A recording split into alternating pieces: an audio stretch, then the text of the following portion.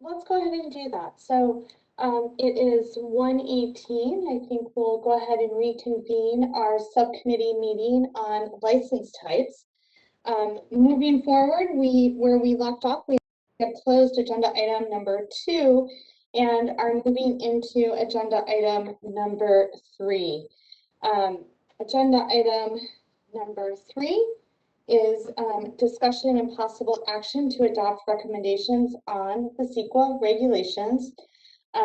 We have been provided with some background from the licensing authorities, so I'm going to go ahead and read through that background, and then we will proceed with discussion. So, background for recommendations related to the Sequa regulations. As the licensing authorities move towards consolidation, what should they consider for the regulations regarding the annual licensure requirement for an applicant to demonstrate evidence of compliance with or exemption from the California Environmental Quality Act, commonly known as Sequa? In considering any recommendations regarding the regulation, the licensing authorities cannot create exemptions from Sequa, and removing Sequa annual license requirements does not mean that Sequa compliance would not be required prior to issuance of a license. Current regulations are listed as followed, and they are substantially long, so I will work through these, so just please bear with me.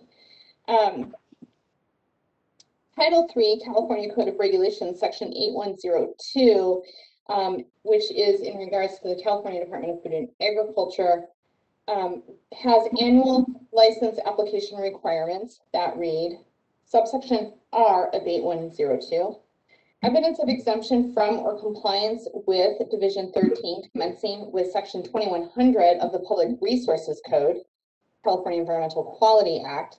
The evidence provided shall be one of the following. Number 1, a signed copy of a project-specific notice of determination or notice of exemption, and a copy of the associated Sequa document or reference to where it may be located electronically, a project description, and or any accompanying permitting documentation from the local jurisdiction used for review in determining site-specific environmental compliance. Number 2, if an applicant does not have the evidence specified in subsection 1, or if the local jurisdiction did not prepare a Sequa document, the applicant will be responsible for the preparation of an environmental document in compliance with Sequa that can be approved or certified by the department unless the department specifies otherwise. Title 16, California Code of Regulations, Section 5010, which is for the Bureau of Cannabis Control. Compliance with California Environmental Quality Act, subsection A reads, for purposes of complying with the California Environmental Quality Act, number 1, project means the commercial cannabis activity or activities for which an annual license application is submitted to the Bureau and which requires the Bureau to engage in discretionary review. Item 2 reads, Sql Guidelines means the guidelines for implementation of the California Environmental Quality Act, codified at Title 14, California Code of Regulations, Section 15,000. Number 3, environmental document has the same meaning as Section 15361 of the Sql Guidelines. Environmental documents are prepared by the applicant or the local jurisdiction that analyzes the commercial activity or activities in which assess whether the project has the potential to generate significant adverse environmental impacts. Subsection B, an applicant may provide evidence of compliance with Sequa by submitting a copy of an environmental document previously certified or adopted by the local jurisdiction that evaluated the project. Subsection C, if a previously certified or adopted environmental document is not available or does not exist, and if the Bureau does not determine that the project is exempt from Sequa as provided in Section 5010.2 of this division, The applicant shall provide information to enable the Bureau to determine what type of environmental document should be provided by submitting the Sequa Project-Specific Information Form BCC-LIC-025. Incorporated herein by reference, such information shall include at least the following. C1 reads, the project location and surrounding land use, which shall A, describe the project location, including street address, city, county, assessor's parcel number, major cross streets, general plan designation, zoning designation, and any other physical description that clearly indicates the project site location. B, describe the surrounding land uses and zoning designations within 1/2 mile radius of the project and list all abutting land uses. C, include a vicinity map and aerial image to show the project location. D, include photographs not larger than 8.5 by 11 inches of existing visual conditions as observed from publicly accessible vantage points. Item 2, a project description which shall A, describe the activities included in the project application and identify any other commercial cannabis activity or activities occurring at the proposed premise. B, quantify the project size, total floor area of the project in square feet, and the lot size on which the project is located in square feet. C, list and describe any other related public agency permits and approvals, including any entitlements required for this project, including those required by a planning commission, local air district, or regional water board. D, identify whether the applicant is licensed by or has applied for licensure from the California Department of Food and Agriculture or the State Department of Public Health to engage in commercial cannabis activity at the proposed premises. E, estimate the number of anticipated employees on site, occupancy during operating hours, and frequency of deliveries or shipments originating from and or arriving to the project site, and describe the anticipated transportation activity at the project site, including the effects of the project related to public transit, bicycle, or pedestrian facilities. F, identify the location, type, and quantity of hazardous materials as defined by Health and Safety Code Section 25260 that are stored, used, or disposed of at the project site, and a copy of the hazardous materials plan prepared for the proposed premises, if any. G, discuss whether the project will increase the quantity and type of solid waste as defined by Public Resources Code Section 40191, or hazardous waste as defined by Health and Safety Code Section 25117 that is generated or stored on site. H, describe the project's anticipated operational energy needs. Identify the source of energy supplied for the project and the anticipated amount of energy per day, and explain whether the project will require an increase in energy demand and the need for additional energy resources. 3, the Bureau shall consider, for purposes of evaluating compliance with Sequa, both the individual and cumulative impacts of all commercial cannabis activities occurring on the proposed premise. All right, Title 16, California Code of Regulations, Section 5010.1. Review of previously prepared environmental documents pursuant to Sequa. A, when the project has been evaluated in a previously certified or adopted environmental document, the Bureau will evaluate the project as a responsible agency as provided in Section 15096 of the Sequa Guidelines.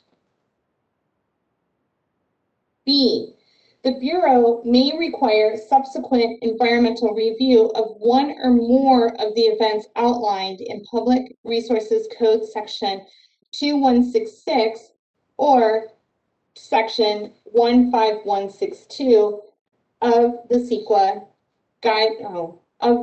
Guidelines occurs. The Bureau may require subsequent environmental reporting.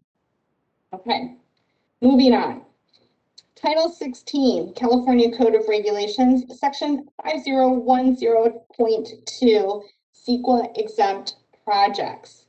A, an applicant may submit documentation to the Bureau demonstrating that the project is exempt from further environmental review pursuant to Sequa because the project falls into a class of projects determined not to have significant effects on the environment, by submitting the Sequa exemption petition BCC-LIC-026 incorporated herein by reference.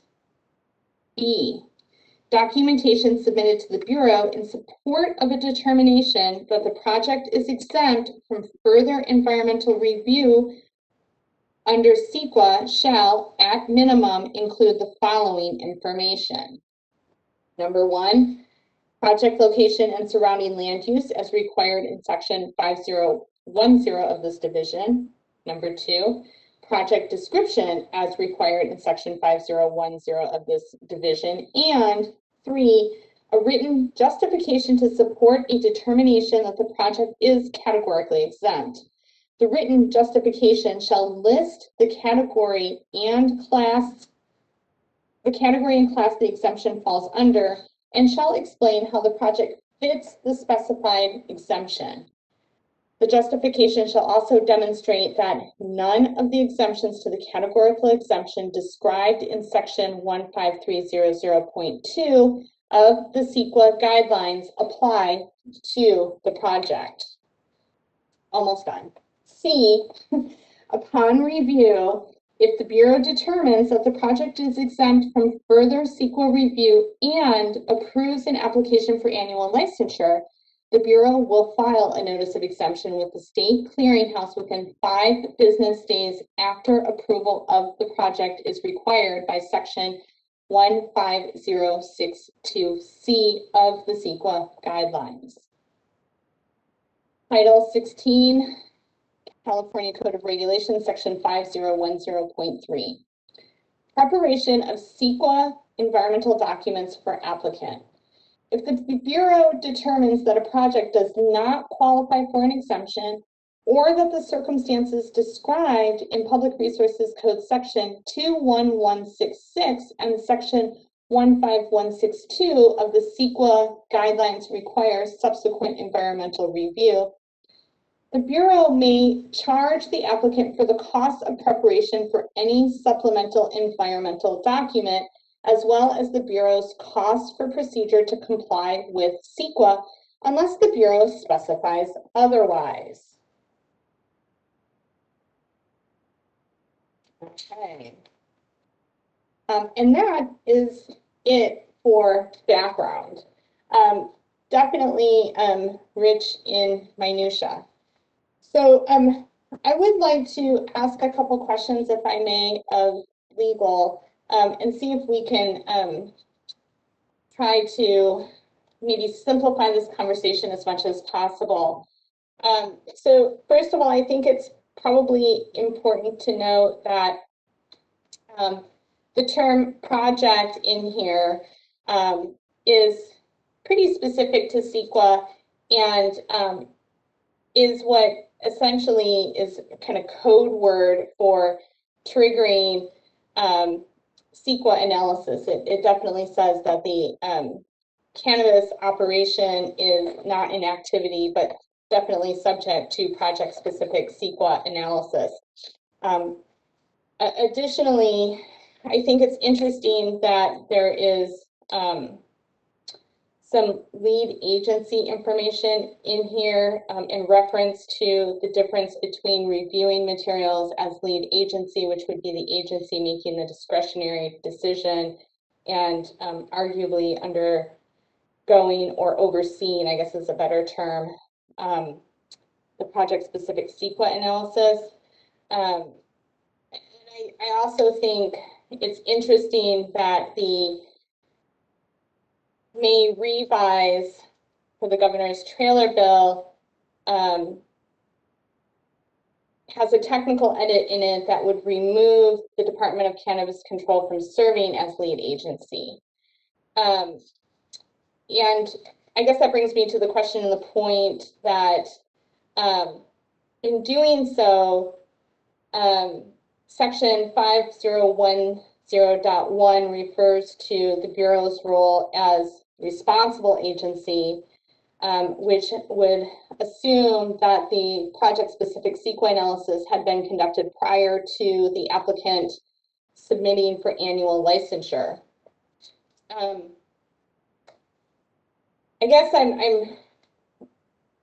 seeking a little bit of clarity about the change to lead agency and whether or not that would preclude a licensing authority from conducting the project-specific analysis. And maybe this is too much minutia, but I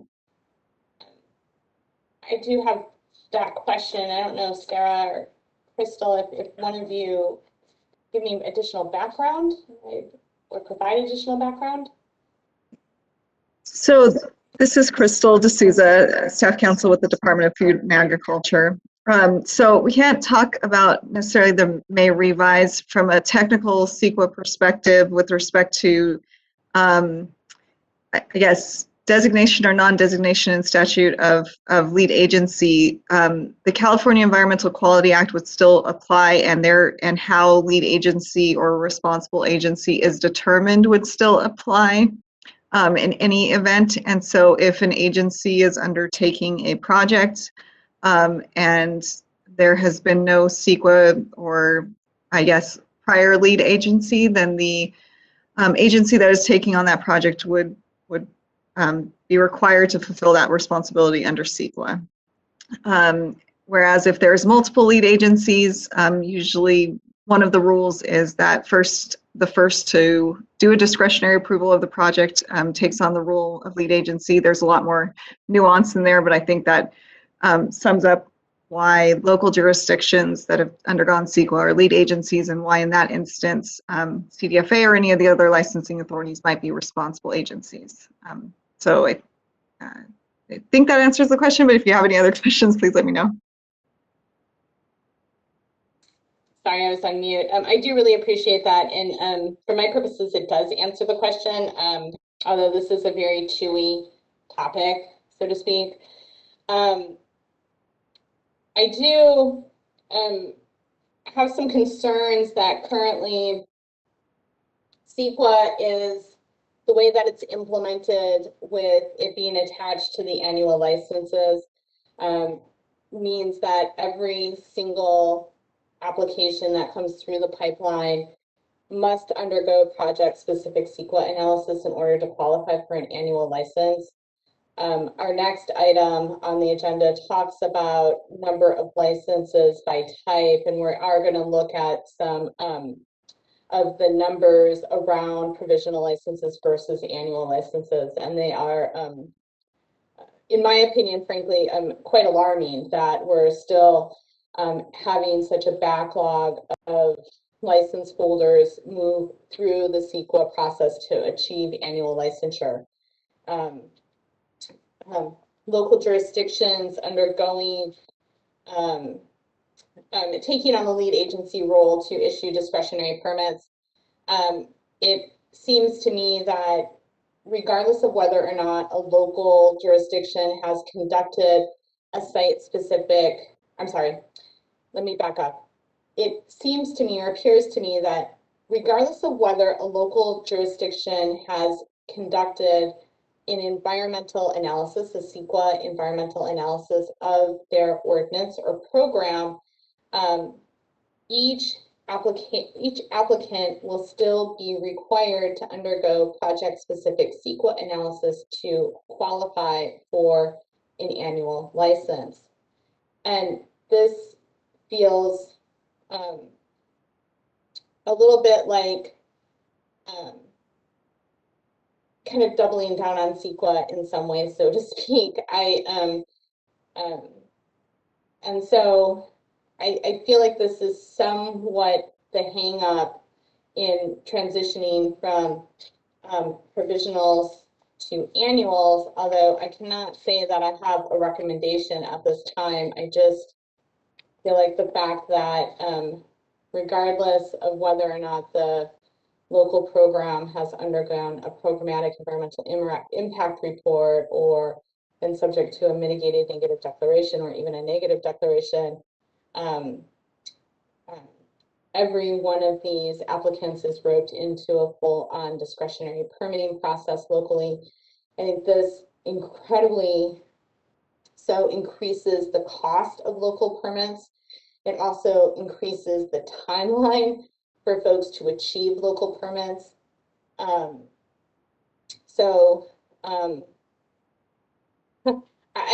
don't know where we go from here, except for I do want to make one more point, and then I'll turn it over to members on the committee to ask questions and have some discussion.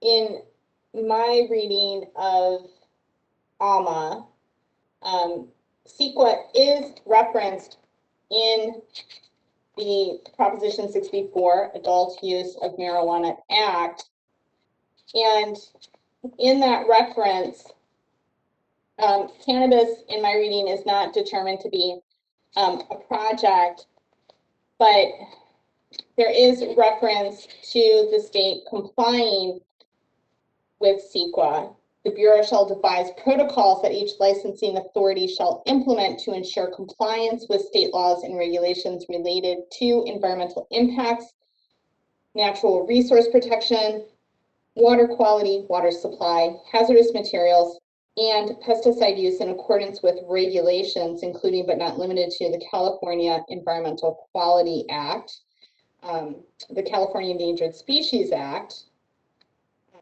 lake or streambed alteration agreements, the Clean Water Act, the Porter Clone Water Quality Control Act, timber production zones, wastewater discharge requirements, and any permit or right necessary to divert water. And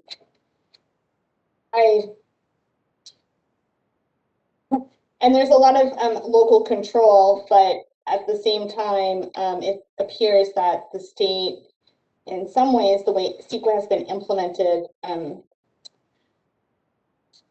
somewhat mandates a discretionary permit at the local level, even if there has been a thorough Sequa analysis conducted of the program. So with that said, I think I would like to see if any of the committee members would like to make comment, ask questions, or have discussion on this item. I'm going to have a lot more background information to share at this point. Vice Chair Heidelbach, please, you have the floor. Thank you, Chair Nevedal. A couple points of clarification. Sequa is part of the statute, correct? Yes, it is currently. Okay. So I like your word chewy, because there's so much to really unpack, and I know that there's a lot of work being done at the state level trying to address some of these issues, and so I just don't want us to fall into a hole of, trying to address Sequa when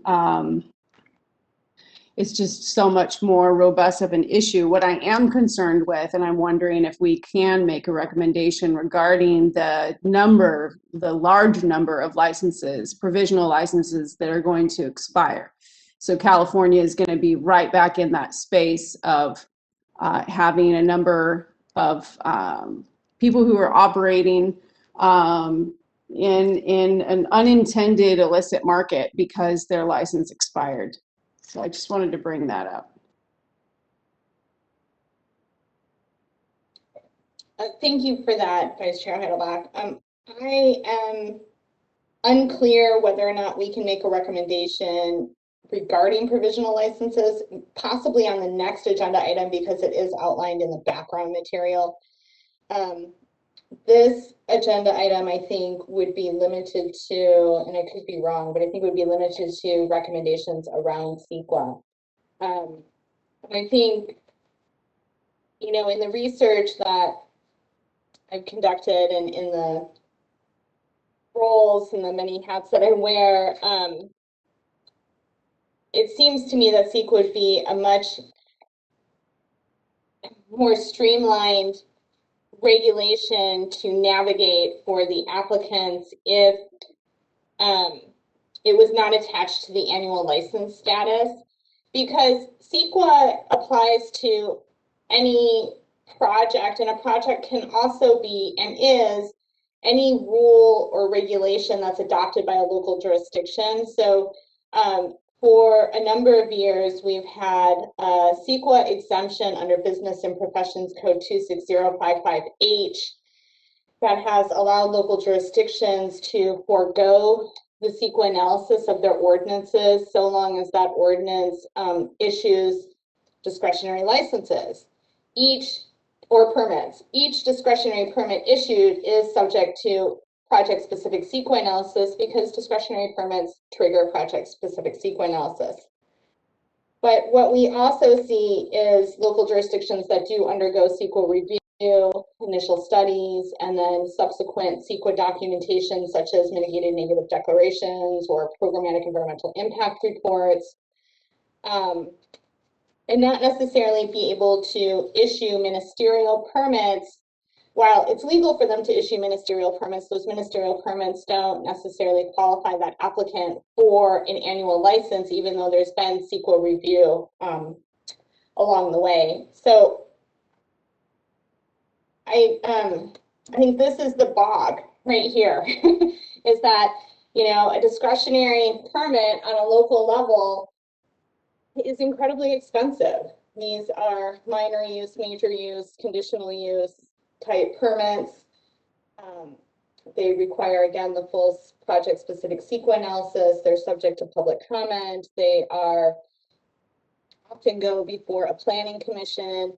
And the timeline of such application processes generally are 18 months. But when you add, you know, several cannabis permits on top of other use permits, such as housing development or mining or, you know, other major development type projects, most planning and building departments do not have the bandwidth to do this in a timely fashion. So I do prefer the local control idea on this one, where the Sequa would not be attached to the annual license, but would be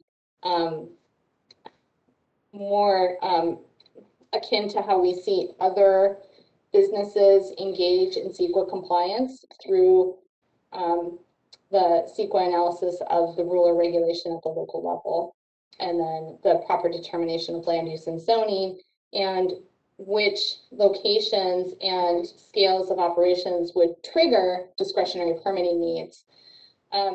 But that is just my take on it. And so I'm going to mute, and I'll go back to you, Vice Chair Heidelbach. It looks like you have your hand raised.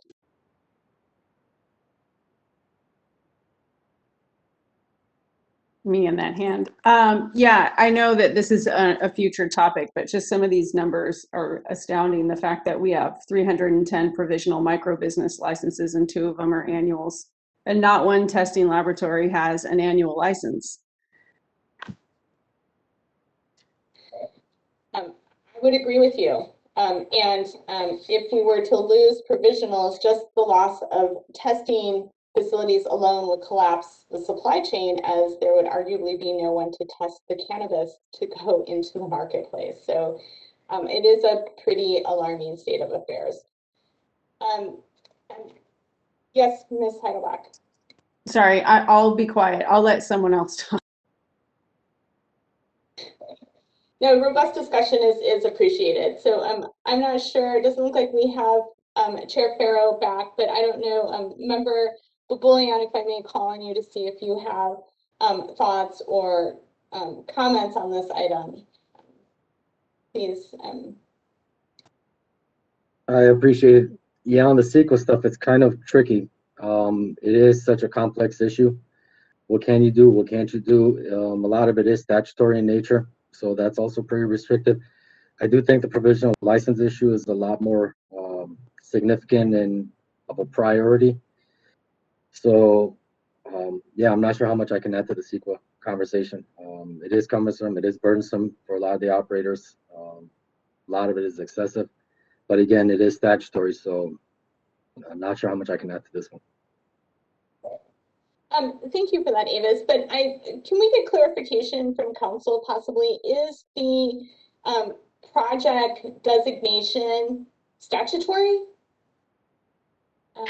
Yes, it is statutory. The project designation, or what is qualified as a project, is set by the California Environmental Quality Act. They define what a project is and which projects are exempt. And so there isn't anything that the department could do to change, or that would require a statutory change if we did not want to consider annual licenses themselves to be projects. And this is painful, so my apologies. What is the statutory trigger? I know this is a tricky question. Is it in the way the merger of MRSA with ALMA back in 2017 named lead agency, or are there other triggers that I'm not aware of? So the trigger is really that a project is defined as a discretionary action taken by an agency that that through their discretionary action they could change or mitigate environmental impacts that have been designated. So a project is basically any discretionary action taken by the agency. By virtue of MRSA and even ALMA, the action taken by the licensing authorities in issuing a permit is discretionary because it can be conditioned, because there's qualifications that can be made beforehand, because through regulation they can address any impacts and impose certain requirements on licensees that could mitigate or address those environmental impacts. So through its very, I guess, structure, the annual license, issuance of annual licenses is a discretionary process, which then triggers Sequa specification as a project, or meets the definition of Sequa as a project. And one more question. There seem to be other types of discretionary licenses issued by the state, such as those licenses that are issued by the alcohol beverage control, yet they do not trigger Sequa. Can council help me understand, or help us understand, how those licenses are arguably discretionary but do not trigger Sequa? So I can't really speak to what other agencies do or their determinations in terms of whether or not Sequa applies to their issuance. So I really can't speak for them. Okay, thank you so much for that. I do really appreciate it. Any additional comments or questions or discussion to be had by the committee members? Okay, seeing and hearing none, I think what we should do at this point is go to public comment. And so, moderator, if you would please move us to public comment, I would greatly appreciate that. Thank you. You're very welcome. At the direction of the committee, I have opened the Q&A panel. If you would like to request public comment, please click on the question mark within the square located in the lower right-hand portion of your screen and type, "I would like to make a public comment." For reference, all other means of communicating your desire to make public comment will not be addressed at this time. For your reference, being displayed on the screen are those instructions. With that being said, our first public comment comes from an individual identified as Diane Holte Posado. Your microphone has been unmuted. Hello.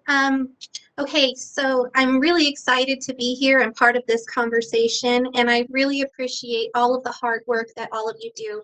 I don't even know how much time I get, but I'm going to speak until you tell me that I can't. I appreciate you. I would like to know how this will be communicated to local jurisdictions. In my jurisdiction, Adelanto, I would have to say that Sequa is really a big issue since we have land developers that have purchased thousands of acres of quote unquote cultivation land, but we don't have energy use or water use for them, but they still keep getting licensed. And the city keeps saying that to me personally, and I've seen the emails to CDFA, ignoring the Sequa issue. So basically, then we end up with higher water rates here as residents.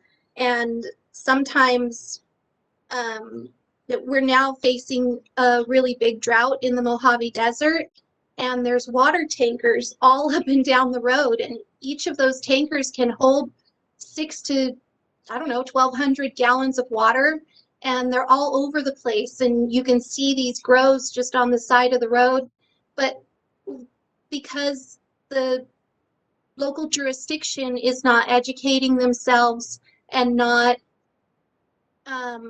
working with the state appropriately, Sequa is being continually ignored, and by default, the grows that are here are being licensed by the state.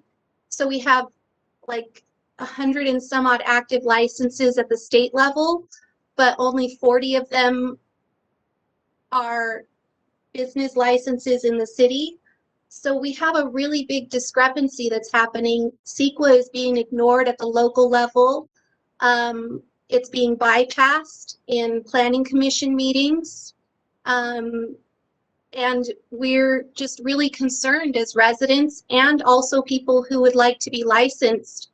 For instance, Sequa shouldn't apply to certain licensees, like maybe delivery companies and other licensees like that, but for cultivation, definitely, most definitely, cultivation should be the most scrutinized licensee for in my area, you know, and it should depend on what area they're in, but most scrutinized, especially if they're trying to grow or if they put in for 100-acre cultivation, that should be a red flag to the state, because then they go to the planning commission level.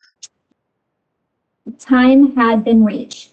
Our next public comment comes from an individual identified as Paul and Susan Hansberry. Your microphone has been unmuted.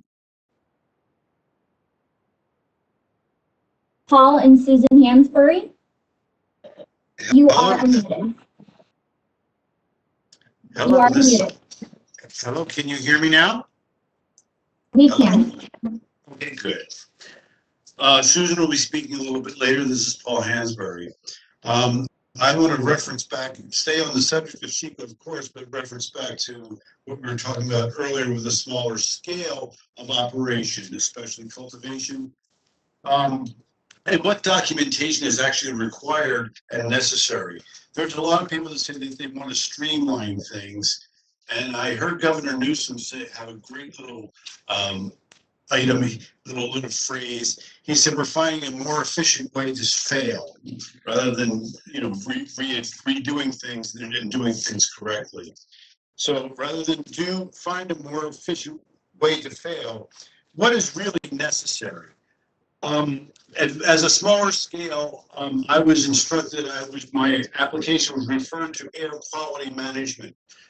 I called air quality management. They told me that I needed, if I was going to be greater than 1 mile of road or greater than 1 hour, 1 acre of land to be tilled or soil disturbed, then that would kick in the air quality management. Otherwise, it doesn't affect me. It doesn't apply. But still, it goes through that bureaucracy, and it was sent on to air quality management. The water boards, they before we can even apply, we have to interact with the water board for discharge. We have to interact with Fish and Wildlife for water access. This is duplicative for the Sequa because it's already been done. It also speaks to why, as a part of consolidation, the water boards and Fish and Wildlife divisions, the cannabis divisions, are not included in consolidation. But I would suggest that at least on the smaller scale, that for the Sequa documentation, that the smaller cottage and people that are smaller cultivators or operators would be able to self-report, and that self-report would be able to be verified by the local inspections, which are required by the local ordinance. I mean, they all have their site inspections, and the licensing agency also has their inspections, and they can verify that self-report. And which, finding a consultant at this point and the expense of a consultant, especially if you're doing 2,000 square feet of canopy, it is just, it's not doable. 30 seconds. So please, let's find a way that we can self-report these things, comply with Sequa with the self-reporting that would be verified by the local inspector, and then the local agency would then submit to the state agency, which would approve what the local agency has already approved. Thank you very much. Our next public comment comes from an individual identified as Michael Katz. Your microphone has been unmuted.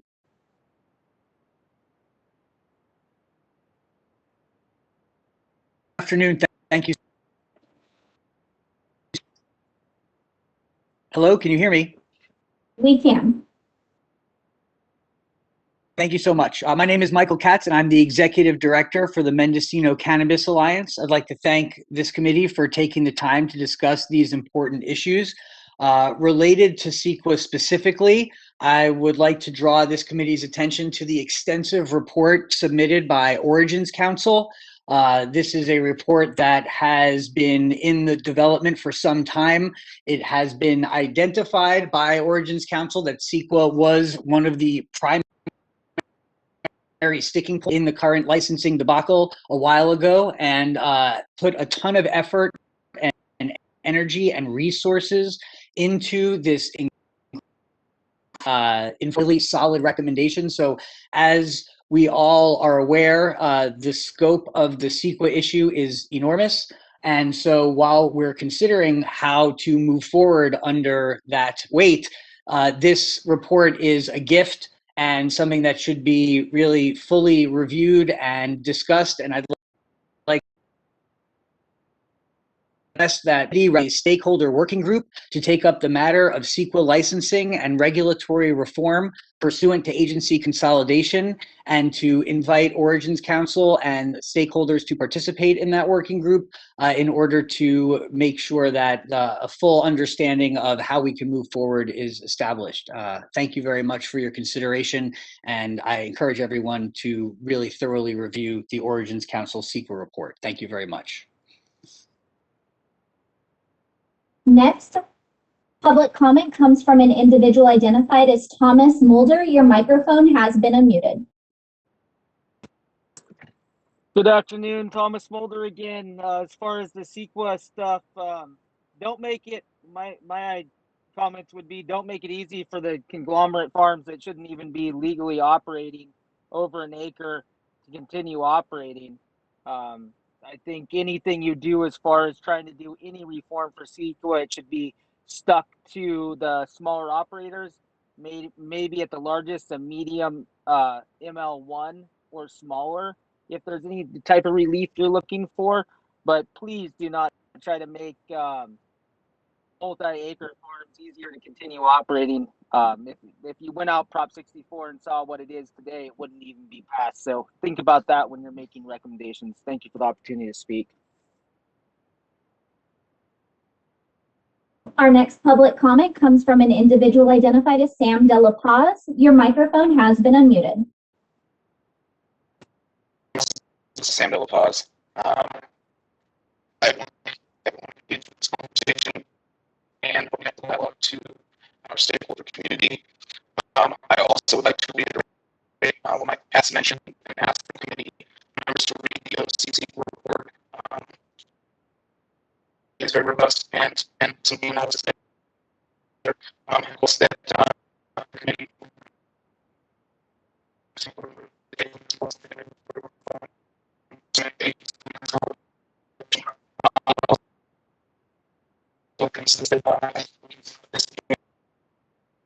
This is the moderator, Sam.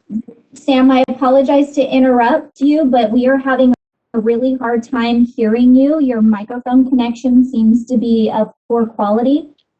Could you please try to adjust your microphone?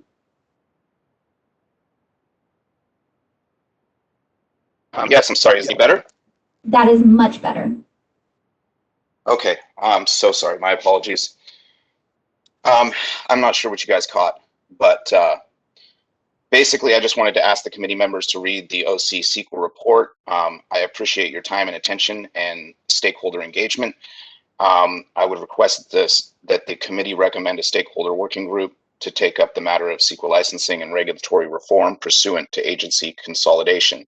I also believe that this requires much more robust conversation and more stakeholder engagement, being that we are being heavily, because we're not qualified or defined as an agricultural crop, we are being heavily magnified when it comes to environmental impact, which we all want to see. Many of us want to see this industry advance more sustainably than many, especially agriculturally speaking, have before us. But we should not take the brunt of all of this kind of environmental review and downfall when there are many agricultural industries that are operating with little to no accountability in these arenas. So again, I think it involves a very robust conversation, and I appreciate the inclusion and you guys taking the ear of our stakeholders. Thank you so much. Our next public comment comes from an individual identified as Holly Carter. Your microphone has been unmuted. Hello, thank you again for taking comments and addressing this vital issue that is underpinning our entire success of this program, it seems, at this time. One of the things that has been sitting in my mind is the interagency sharing of information and some things that could be streamlined there. And if there's anything we can do to support that, either through your recommendations or through industry side, that would be amazing.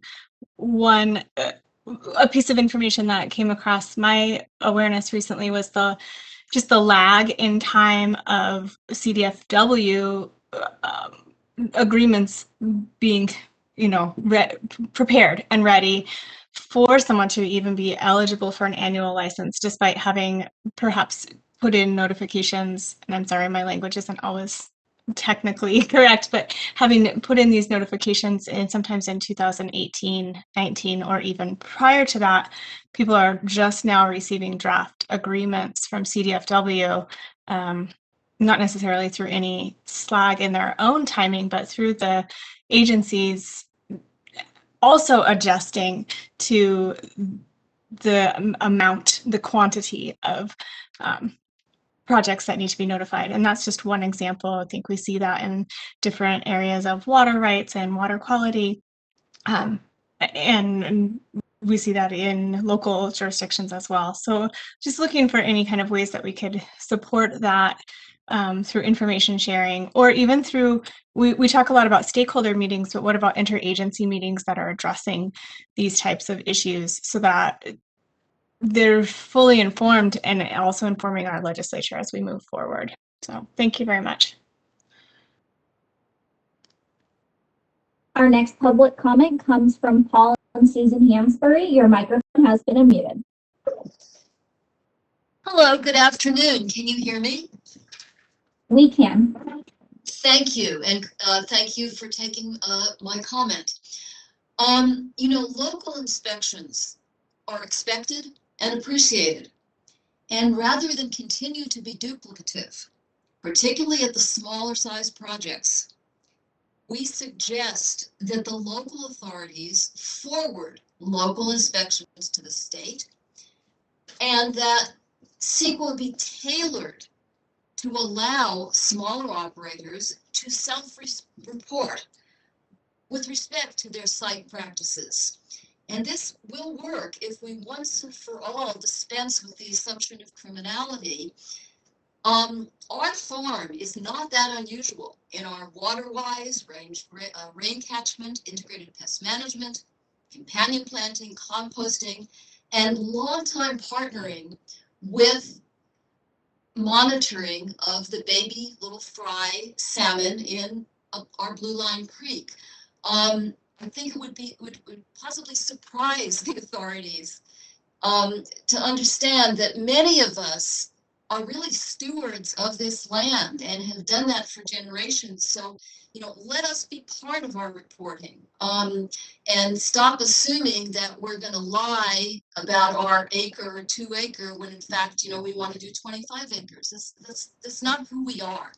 So thank you very much, and thank you for your continued work on making it possible that all of us are not thrown under the bus because we cannot afford full Sql reporting. It is financially impossible for us. Thank you.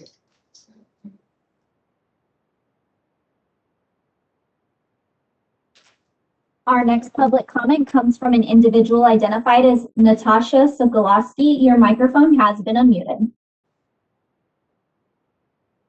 I apologize, her microphone is not working. She wanted to state that she agrees with Susan. A small cottage backyard garden is much different than a large commercial grow. Our next public comment comes from an individual identified as Janine Coleman. Your microphone has been unmuted. Thank you. I appreciate the opportunity to comment. Janine Coleman with Origins Council. Our organization recently completed an in-depth legal and situation analysis of the issues related to Sequa, state licensing requirements, and local land use regulation. We have submitted our analysis and related policy recommendations to the committee for your consideration.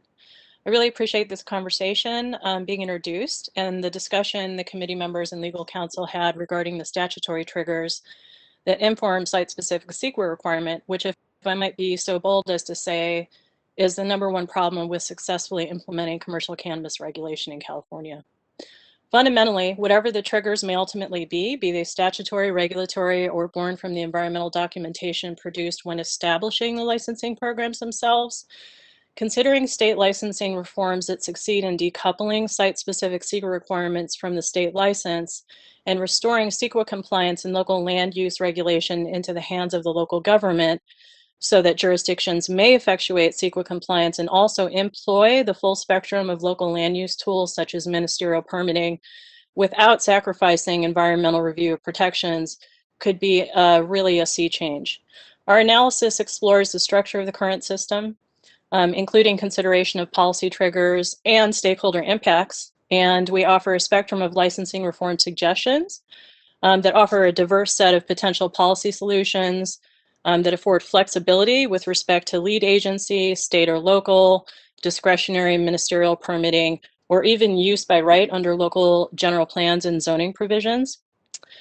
Given that, there may be a place for tools such as what's been proposed by Senator Skinner's Bill SB 398 with respect to local jurisdictions being able to step out of regulation and rely on the state to carry that effort, but that would require more resourcing with respect to the capacity to serve as lead agency from the state. I really appreciate the conversation. I have an additional comment that ties more directly to the agenda. I think I'll hold that and offer that later. Thank you so much. Our next public comment comes from an individual identified as Hannah Nelson. Your microphone has been unmuted. Good afternoon. Thank you, subcommittee members, and particularly Chair Nevedal. We really appreciate the introduction of this topic and agree with your assessment regarding the functionality and the need to address the functionality. I do serve as an advisor to Origins Council and did participate in the preparation of the documents that we did submit in public comment. And again, while we understand that it's a lot of materials and we apologize for that, it really does do a deep dive and offer a variety of solutions I think that, I don't know, perhaps some of you recall from my previous appearances before the committee as a whole, that I am from Mendocino County, and Mendocino County has seen its share of unique challenges, but it serves potentially as a good cautionary tale with respect to how on-the-ground implementation of these requirements and adhering to robust environmental safeguards, which is important to us all, can be balanced with a more efficient process. And again, Mendocino County can be a cautionary tale, and I think that the OC report outlines and offers some opportunities, and particularly in light of some of the funding priorities that have been recently identified by the governor's office, and depending on how that all flushes out. Thank you for the opportunity to speak. Our next public comment comes from an individual identified as Ross Gordon. Your microphone has been unmuted. Hello, committee. Ross Gordon with Humboldt County Growers Alliance. Wanted to echo many of the comments made by previous speakers, and first and foremost to really encourage the committee members to review, and really the public in general to review, and licensees to review Origins Council's report on Sequa. I have seen firsthand how much effort and energy has gone into that report, the number of attorneys who are among the most qualified attorneys in the state who have contributed to that report, and really trying to answer the question of what has gone wrong with respect to Sequa regulation, and why do we find ourselves in the place that we're in. And really hopeful that this conversation is informed by a firm setting in the facts and a firm setting into legal research, and that there's not, I think continuous with sort of the previous conversation from this morning. I mean, if we all thought, the licensing stuff was complicated, I mean, this is another level of complicated. And so I think what several of the commenters had suggested, which is a stakeholder licensing working group, is really not only a good idea.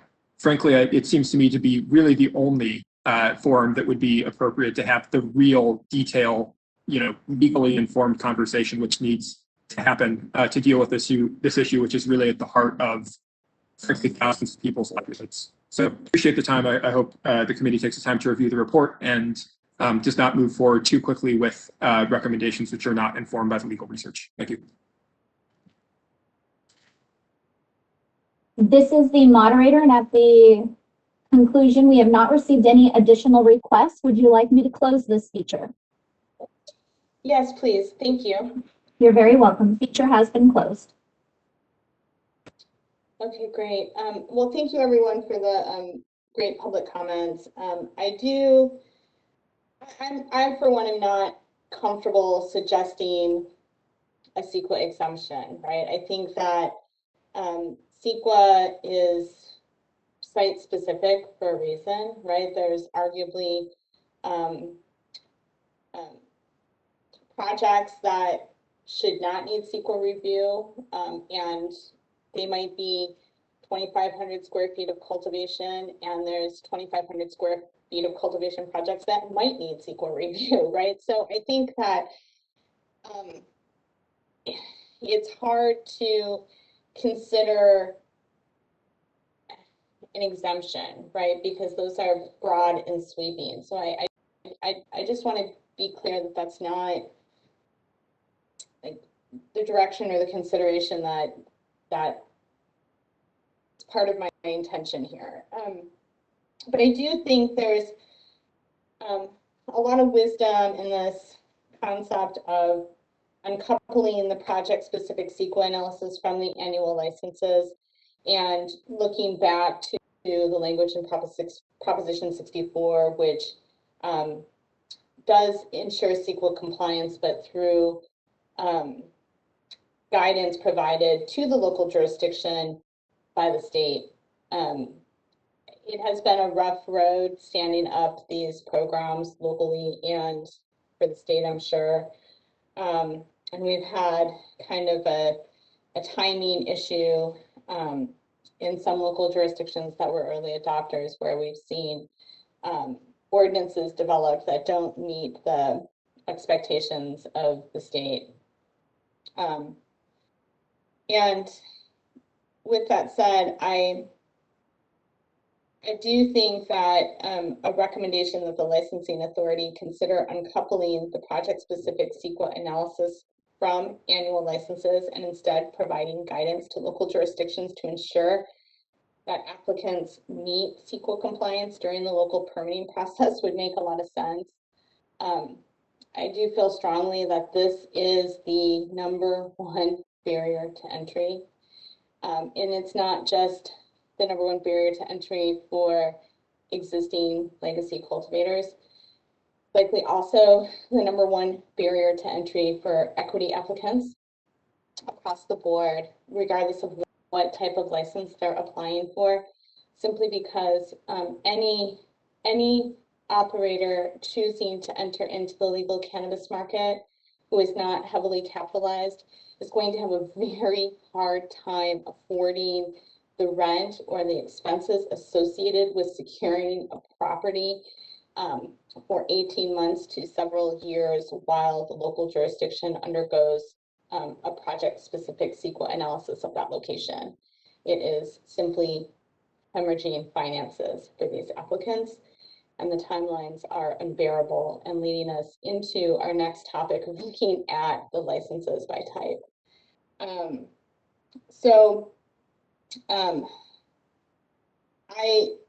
I will, I think, maybe hold on making an official motion to see if we can have some discussion with members. But I do feel strongly that this is a breaking point and that at some place the state should act swiftly to uncouple the Sequa components or the project-specific analysis components from the annual licensing and provide guidance to achieve Sequa compliance in a more streamlined manner. So I'm going to pause and see if there's any of our committee members would like to ask questions or have discussion on this topic before I consider making a motion, or perhaps make a motion of their own. Anyone?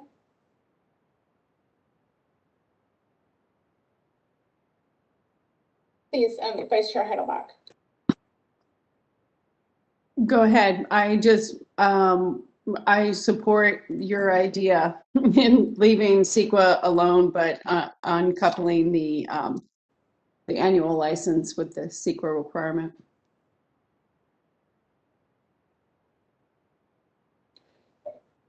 Okay, I think for time's sake, I'm going to go ahead and just make the motion that I wrote it down. We'll see if we can get a second and have a little conversation. So I would like to recommend that the licensing authority consider uncoupling the project-specific Sequa analysis from annual licenses and instead provide guidance to local jurisdictions to ensure that applicants meet Sequa compliance during the local permitting process. I'll second that. Thank you for that. And it doesn't look like we have Chair Farrow on the line. And so Member Babolian, I am going to call on you. I'm sorry to put you on the spot, but I just want to see if you have comments, questions, concerns before we go back to public comment. No, I appreciate it, Chair. We're all on the same page. Okay, thank you so much for that. So moderator, may we please go back to public comment? And would you be so kind as to reread the motion on the floor for the public? I actually need you to restate the motion, Kristen, and a little slower so I can get it written down. No problem. My apologies there. So the motion reads, recommend that the licensing authority consider uncoupling the project-specific Sequa analysis from annual licenses and instead provide guidance to local jurisdictions to ensure that applicants meet Sequa compliance during the local permitting process.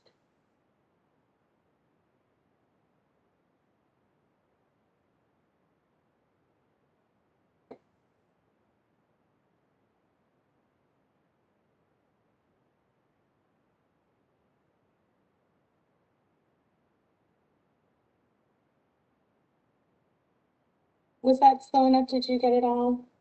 I just need the last 2 lines. Well, let's start here. And instead provide guidance to ensure local let me back up. And instead provide guidance to local jurisdictions to ensure that applicants meet Sequa compliance during the local permitting process.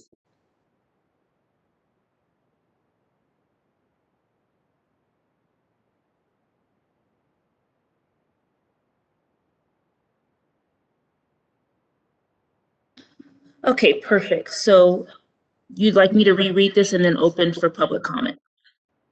Yes, please.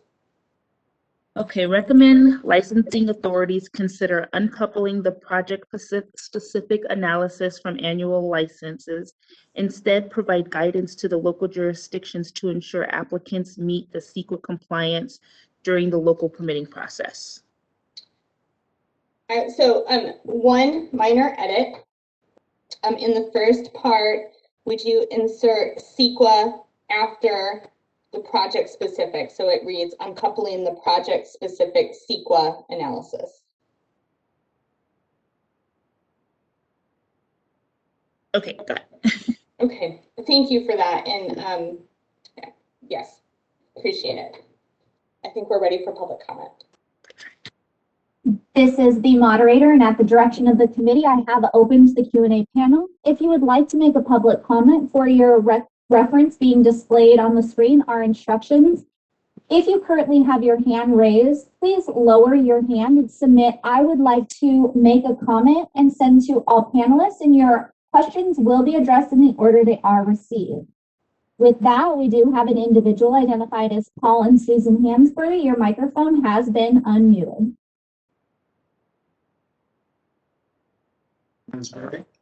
Hello, can you hear me? Yes, we hear you. Yes, that's an excellent start. The thing that I'm afraid of is that if they were to follow through and go through with the recommendation, that it would be even worse with their guidelines, because they'd be so afraid of litigious society that their guidelines would be more restrictive than the Sequa document itself, which is, I think, when you were, Kristen, when you were reading what you were reading in the very beginning, I could feel everybody's eyes glaze over. So it's so difficult to understand, but the guidelines, I fear that would be even worse in their guidelines, and that the local jurisdiction may not have the latitude to take care of the things. As long as they were clear and simple, that would be fine, but I think it's a step in the right direction, and I would support it. Thank you.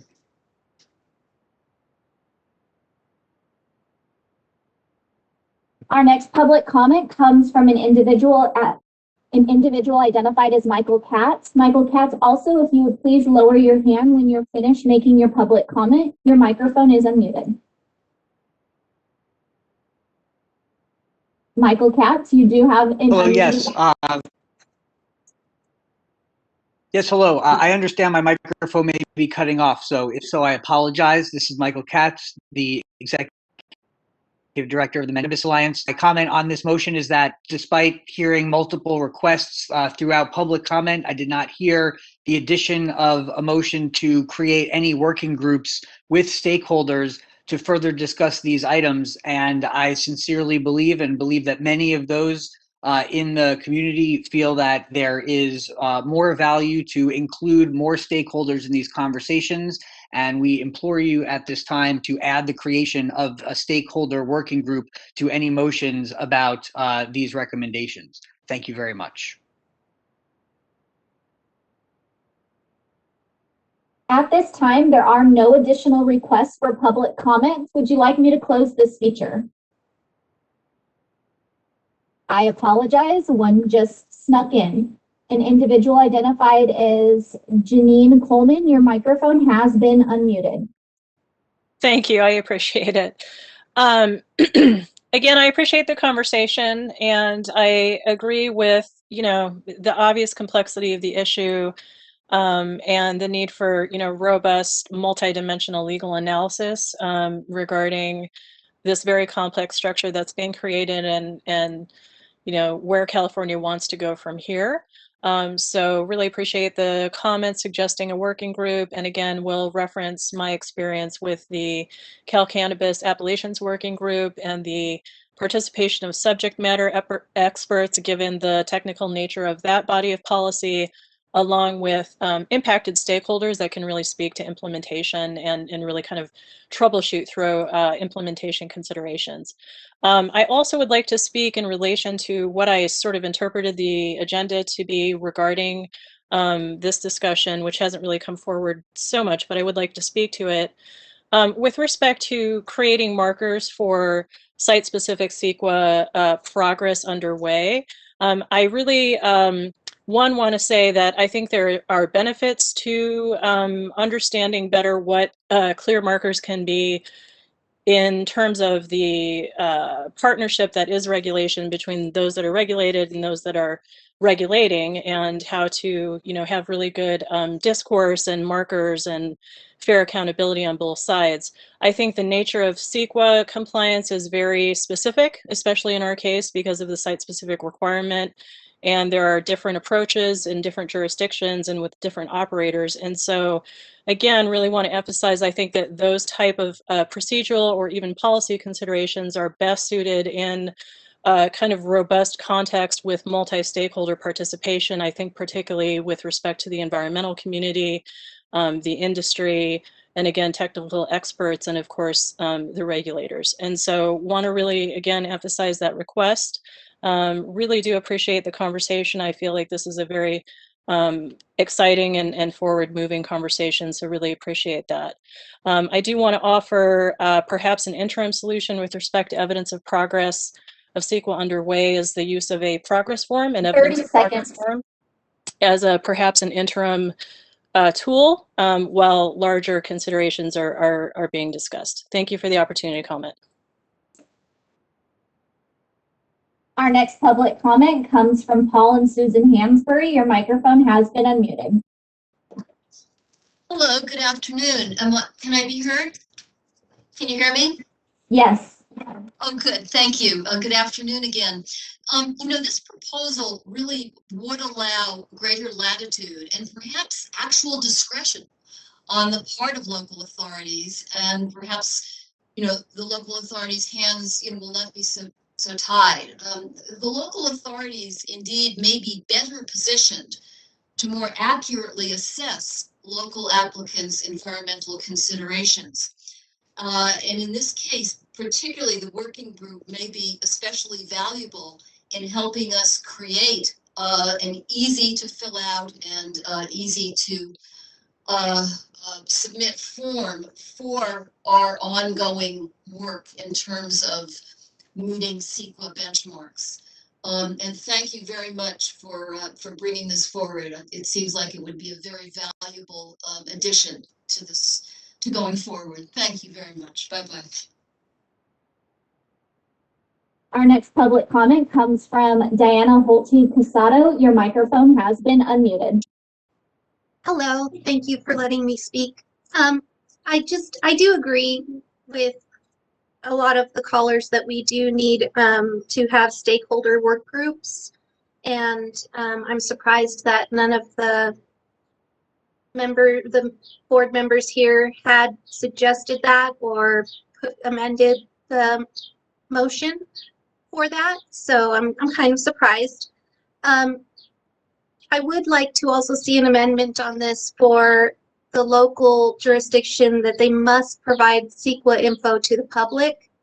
We don't get any of that now. I don't know if you know, Adelanto had an article come out about Healy Biotech in our community, where our local jurisdiction completely looks the other way on all of these companies and allows them to do volatile manufacturing, distilling of cannabis, growing cannabis, and all of these things in buildings. And it wasn't even permitted. So, and it was going through and it had a business license and all kinds of crazy things are happening over here that I think that you do need a work group, and I think that you need to communicate stronger to local jurisdictions and open up better lines of communication with the public also, because they're ripping out our Joshua trees and creosote bushes, and we have a sensitive desert here, you know, so we don't have as much water as they do up north. We're in a desert, and these Sequa regulations are consistently ignored by our local government. And so we need for the BCC and for you to come to communicate stronger what Sequa means even. Thank you for letting me speak. Our next public comment comes from Ross Gordon. Your microphone has been unmuted. Ross Gordon with Humboldt County Growers Alliance. Just wanted to reiterate the request for a stakeholder working group, and would love to hear from the committee if that's not something they choose to move forward with, what the reasoning is to not move forward with that. I think it's been requested by a large number of people and seems like a fairly common sense approach to an issue this complicated. Thank you. Our next public comment comes from Holly Carter. Your microphone has been unmuted. I didn't mean to say anything. Thank you, everybody, for speaking the good truth. It's a great conversation. I'm just listening. Thank you. At this time, we have no additional requests for public comment. Would you like me to close this feature? Yes, please. Feature has been closed. Okay, great, thank you. So we have a motion on the floor and have heard robust public comment. And I want to just go back to our committee members to see if there's any additional conversation to be had on the motion at hand.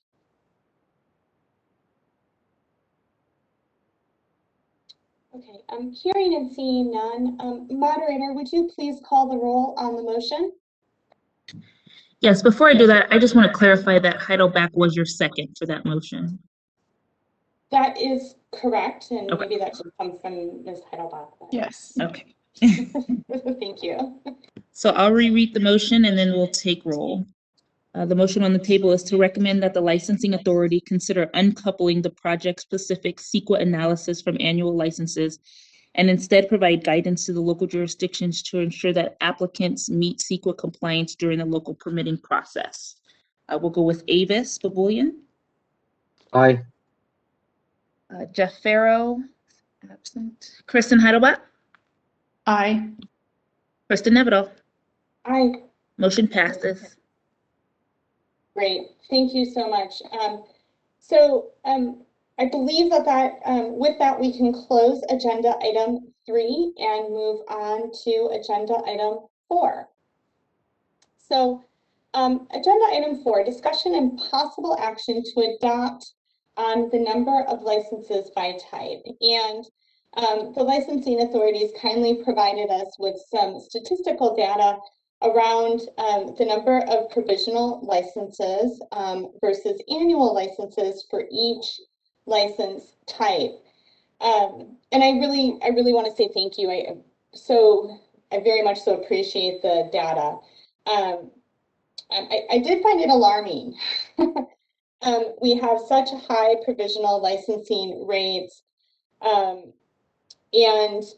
I know that we're coming up on a deadline for the sunsetting of the provisional licensing program.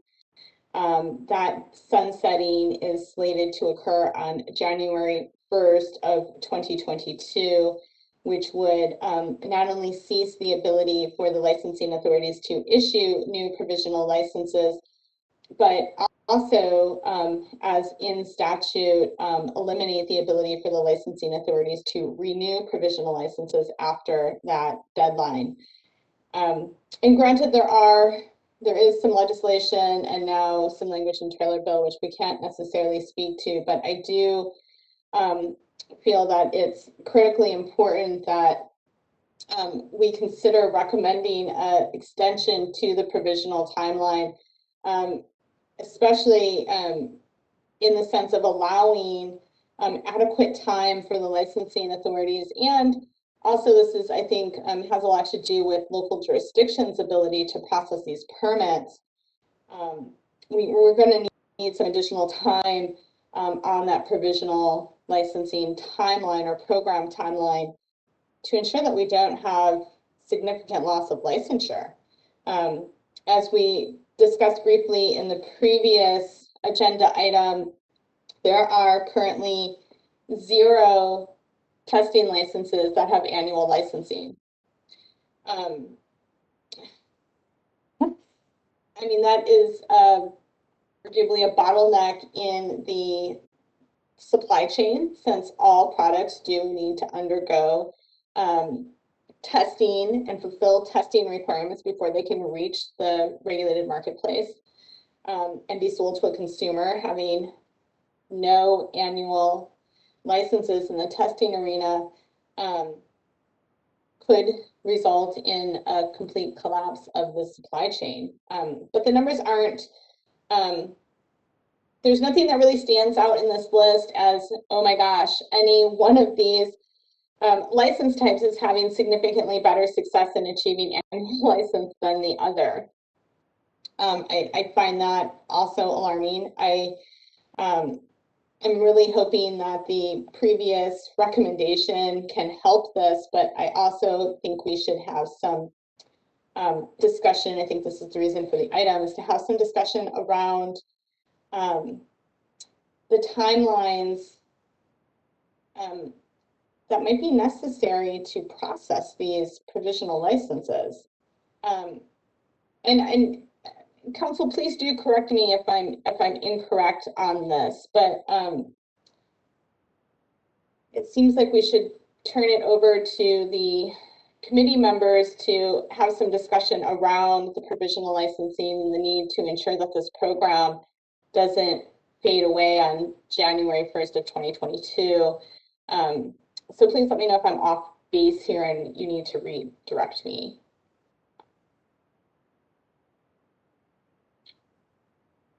Okay, I'm hearing no response from council. I'll take that as a good sign that we're on track.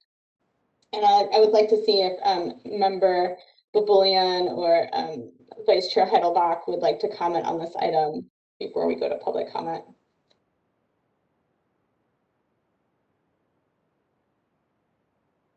Okay, seeing no hands and no unmuted microphones, let's just go directly to public comment if we may, please.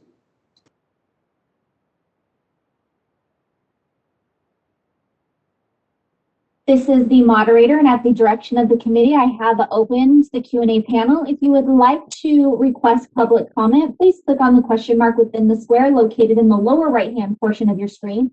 And as a reminder, all other means to communicate your desire to make a public comment will not be addressed. If you currently have your hand raised, please lower it and submit "I would like to make a public comment" via the instructions currently being displayed on the screen. With that, we do have an individual identified as Diana Holte Casada. Your microphone has been unmuted. Hello. I would just like to reiterate that in my jurisdiction, we have about 100 licenses, and a majority of those are cultivation licenses. One of the issues that I have is that our city licensing doesn't match up with the state. And some of our businesses that have been licensed by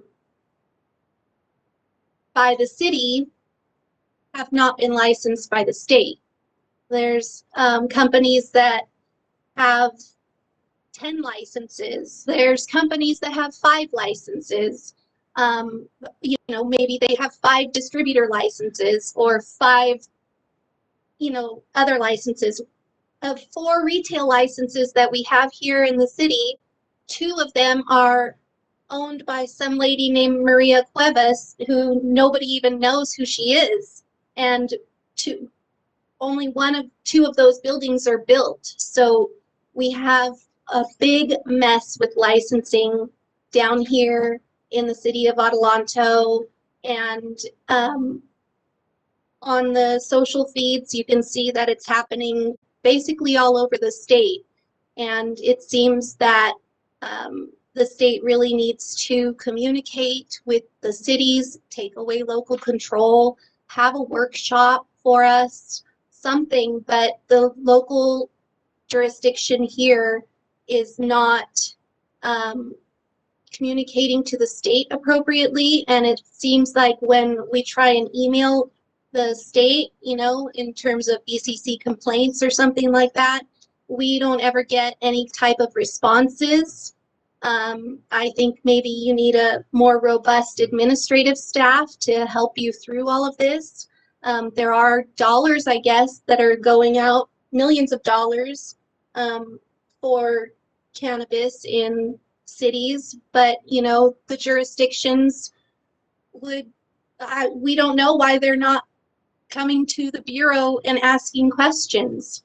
It's a big mystery in this licensing thing, you know, so we don't have cannabis committees. 30 seconds. It's just really, the licensing issue is more than just people needing to get their provisional licenses turned into annual licenses. It's more along the lines that the Bureau needs to do a whole audit on every single license, not only in the city of Adelanto, but in the state, because I don't believe that they're operating appropriately. So, like, I've tried to go to a business out here that has a license and it's not even built. My car almost got stuck in the desert sand.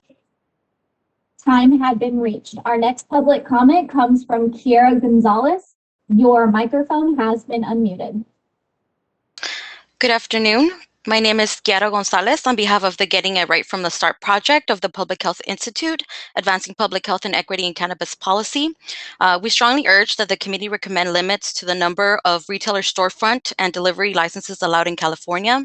Nationwide, limiting retailer licenses has been acknowledged as an important starting measure to ensure that only the number of outlets that are needed to serve the local market are permitted without creating a need for extensive advertising and marketing for new businesses to survive. A recent study found that higher dispensary density in states with legal cannabis laws was associated with higher likelihood of youth ages 14 through 18 experimenting with cannabis, vaping, and edibles. Past research also shows limiting licenses decreases youth interest in and access to substances. In a health impact assessment by Los Angeles County, each additional dispensary per square mile in a zip code was cross-sectionally associated with a 7.1% increase in the number of cannabis-related emergency department visits. Currently, many other legalizing states and the 70% of local California jurisdictions allowing any storefront sales have limited the number of retailer permits allowed, averaging one store for every 19,000 California residents. We also did want to mention that we recognize that rural areas and smaller cities may have unique needs and or small populations that impact their ability to limit their ratios. That is all for us today. Thank you for the opportunity to speak. Our next public comment comes from an individual identified as Thomas Mulder. Your microphone has been unmuted. Thomas, Hello, you are Thomas. unmuted. Can you hear me? Hello. We can. Yeah. This is Thomas Mulder speaking again. Good afternoon. Where?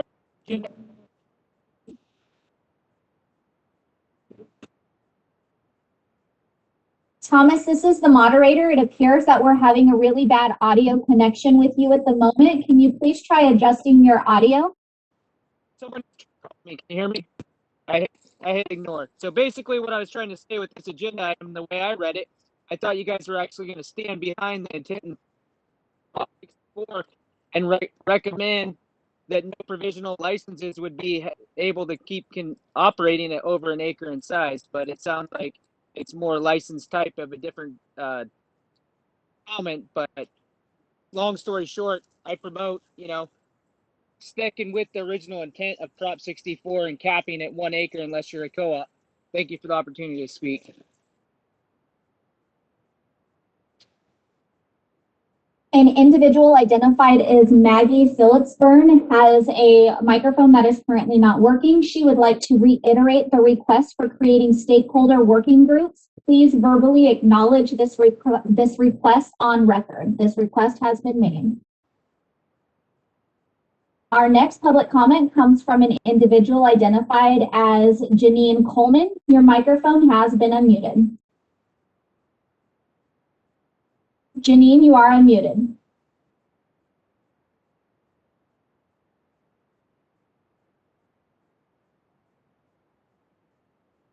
Janine, you are unmuted. Oh, thank you. Appreciate it.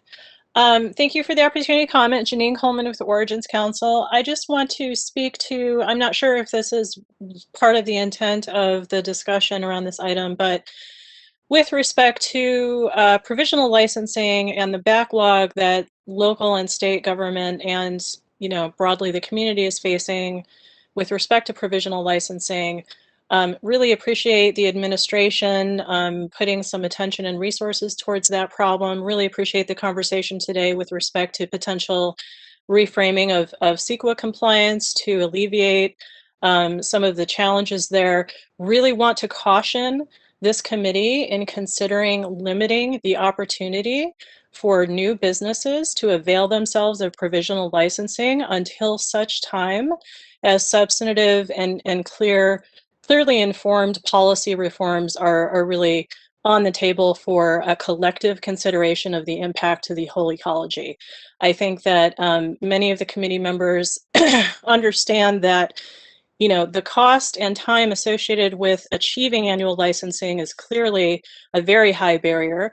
And for small businesses of all types across the supply chain, the inability to operate under provisional license while trying to effectuate compliance and achieve an annual license is effectively a barrier, and would really close the door to small businesses being able to come into the system while the system is being considered for reform.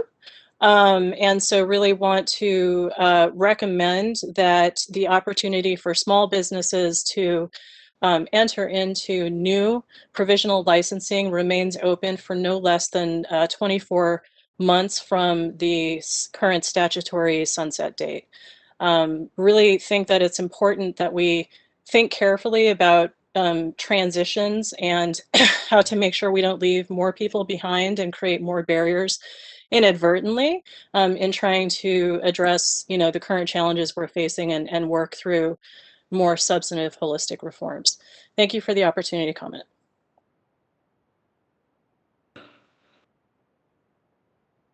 Our next public comment comes from an individual identified as John Brower. Your microphone has been unmuted. Thank you. Well, the main goal of the entire state program to be to transition the existing industry into the regulated model, I think it makes little sense at this time to limit any sort of licenses. I agree with what Janine Coleman just said about the state doing a good job of stepping up and bolstering the provisional program, and hopefully that gets extended. But it seems to me that the retail license type really is the missing component of the supply chain for this to all work. And there are vast areas of the state that have hundreds of miles in between licensed retail opportunities. So especially retail, I think it's important to continue offering provisional licenses and trying to transition its industry into the regulated model and keep massaging the regulations to fit the needs of the industry and the state at large. So thank you for this opportunity to comment. Before I move on to our next comment, I politely ask that the individuals who currently have their hand raised to please click on the hand raise feature to lower your hands. If you would like to request a public comment, please click on the question and answer icon located in the lower portion of your screen and type, "I would like to make a comment." Our next commenter comes in as Paul and Susan Hansberry. Your microphone has been unmuted. Hi, this is Paul Hansberry. I couldn't agree more with Janine Coleman and John Brower. I think it's folly to try to limit the number of licenses. I think that it's more important to drive adoption and to get people that have been holding back, waiting for all the dust to settle, for all the crumbs to fall, and for things to get a little bit less onerous and more accessible, and some of the barriers to drop so that they can get a license. And I think that it's more important to drive adoption for the people who have yet to come to the table. And bravo to the people who have already done it, but I can't necessarily blame the people that haven't. And to give them the opportunity to come to the table and not restrict any kind of licensure. I agree that the retail aspect, like John said, is it's a big hurdle. I don't know how to solve it, but perhaps one of the reasons would be, getting back to the other agenda item, would be to have the micro business license for delivery and for events only. And that would help to increase the retail across different jurisdictional lines, since delivery is allowed throughout the state. So I would say that as they fine tune all the regulations, that limiting the license would be a mistake. I know it increases the workload, but I think that we can get through this as we fine tune all the regulations. Thank you very much.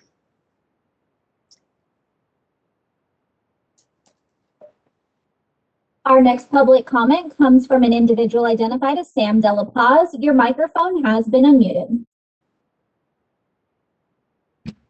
Yes, hello. Thank you so much. I would just like to reiterate much of what Janine Coleman stated as well, as emphasize again the need for robust working groups and stakeholder, inclusion.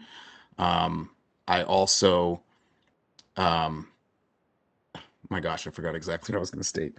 I basically just have a sincere concern for the stakeholders that will not be included if provisional licensing, continues with the caveat of social equity, when there's many social equity, jurisdictional social equity programs that have not even formed. I'm here in Sonoma County, and we just received the funding for our assessment. So for that to not even come through, and many of our legacy farmers, I come from Mendocino County, been there for 20 years around the cannabis plant and the culture, and there are many stakeholders who haven't even come to the table because of the wreck that Prop 64 and licensing is. So I just really want to make sure that we are not closing more people out. So I want to reiterate and emphasize that again as well. Thank you so much.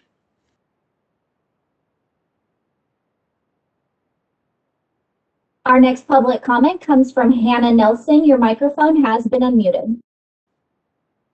Thank you very much, Hannah Nelson. I also would like to echo what Janine Coleman and Origins Council stated and submitted, as well as some of the other commenters, particularly touching on what Sam just said with respect to equity applicants. And it's not just jurisdictions where equity programs have not yet started, it's also in jurisdictions where equity programs have started but need refinement and adjustment because they haven't been as functional as everybody had hoped. In addition, of course, there are many jurisdictions that are still grappling with passing programs and permitting programs. And, with respect to all of this, I think a critical point to remember is that the provisional licensing, the Sequa issues, the consolidation issues of the licensing agencies, all of the topics, the issues of impact to particularly legacy and small operators, all of those issues are interrelated. And to, of course, for purposes of an agenda, it helps to segment them out. But really, it is imperative to have a holistic approach when analyzing the impact of recommending something with respect to one of the subtopics on an additional subtopic. And these are huge issues, and we really look forward to further engagement. Thank you. Our next public comment comes from an individual identified as Lisa. Your microphone has been unmuted. Hi, thank you. I'm a member of the Hessel Farmers Grange, and I went through a four-year long conditional use permit process for a farm that was less than 10,000 square feet to try to comply with Sequa. That burned down. So this year I'm currently working on a 10,000 square foot ministerial permit in Sonoma County. It's really not clear how that's going to transition to an annual license. And some counties in California have not really worked on their environmental impact at all and just kind of allowed large spreads of canopy throughout their county, which has created an inequity in our industry. So thank you for continuing to work on this issue. We definitely need more stakeholder outreach and an extension of provisional licenses. Thank you. Our next public comment comes from an individual identified as Wade Laughter. Your microphone has been unmuted. Thank you, committee, for this conversation. When legalization happened, it was an attempt to replace a fairly well-working medical providing system. And my comment is, I'm looking at the materials provided for today's meeting, the background for recommendations related to the number of licenses by type. And when I look at the provisional and annual licenses and what their status is as you go down this list, it's an appalling failure. Legislation to fix the cannabis thing was supposed to fix a thing that was already working pretty well. And I think this is a great example of how creating a whole bunch of rules to fix something that isn't broken doesn't work out all the time. So I look forward to hearing what recommendations your subcommittee might make and what the Cannabis Advisory Committee as a whole might take action upon.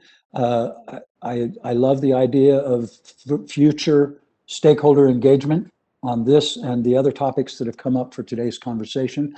But again, in looking at this chart, the number of just testing labs, there's none. 2 micro businesses out of 310 that have provisionals. It's an absurd look at the extent of failure in the system at the moment. And it's no criticism of those of you on this committee. Again, I have deep appreciation for the work that you do. Please, let's fix this system. My name is Wade Laughter, and I'm done. Thank you. Our next public comment comes from Paul and Susan Hansberry. Your microphone has been unmuted. Hello, can you hear me? We can. Thank you. Good afternoon again. You know, for those of us who've been in provisional purgatory for what seems like years, it may make sense to put a stop on everything until we take care of the backlog. But the reality is we need to extend the provisionals. We need to not restrict and limit just at the time when those who are still waiting in the wings are starting to see things being streamlined, being, more in line with actual reality. So let's continue to incentivize those who still haven't come forward. There are many, many people who still want to apply, but they're just scared bleepless because of, because of those of us who have gone through the past few years of purgatory. So thank you for continuing this conversation. Thank you also for continuing a working group on this particular issue. It would be valuable. And keep up the good work. Bye-bye.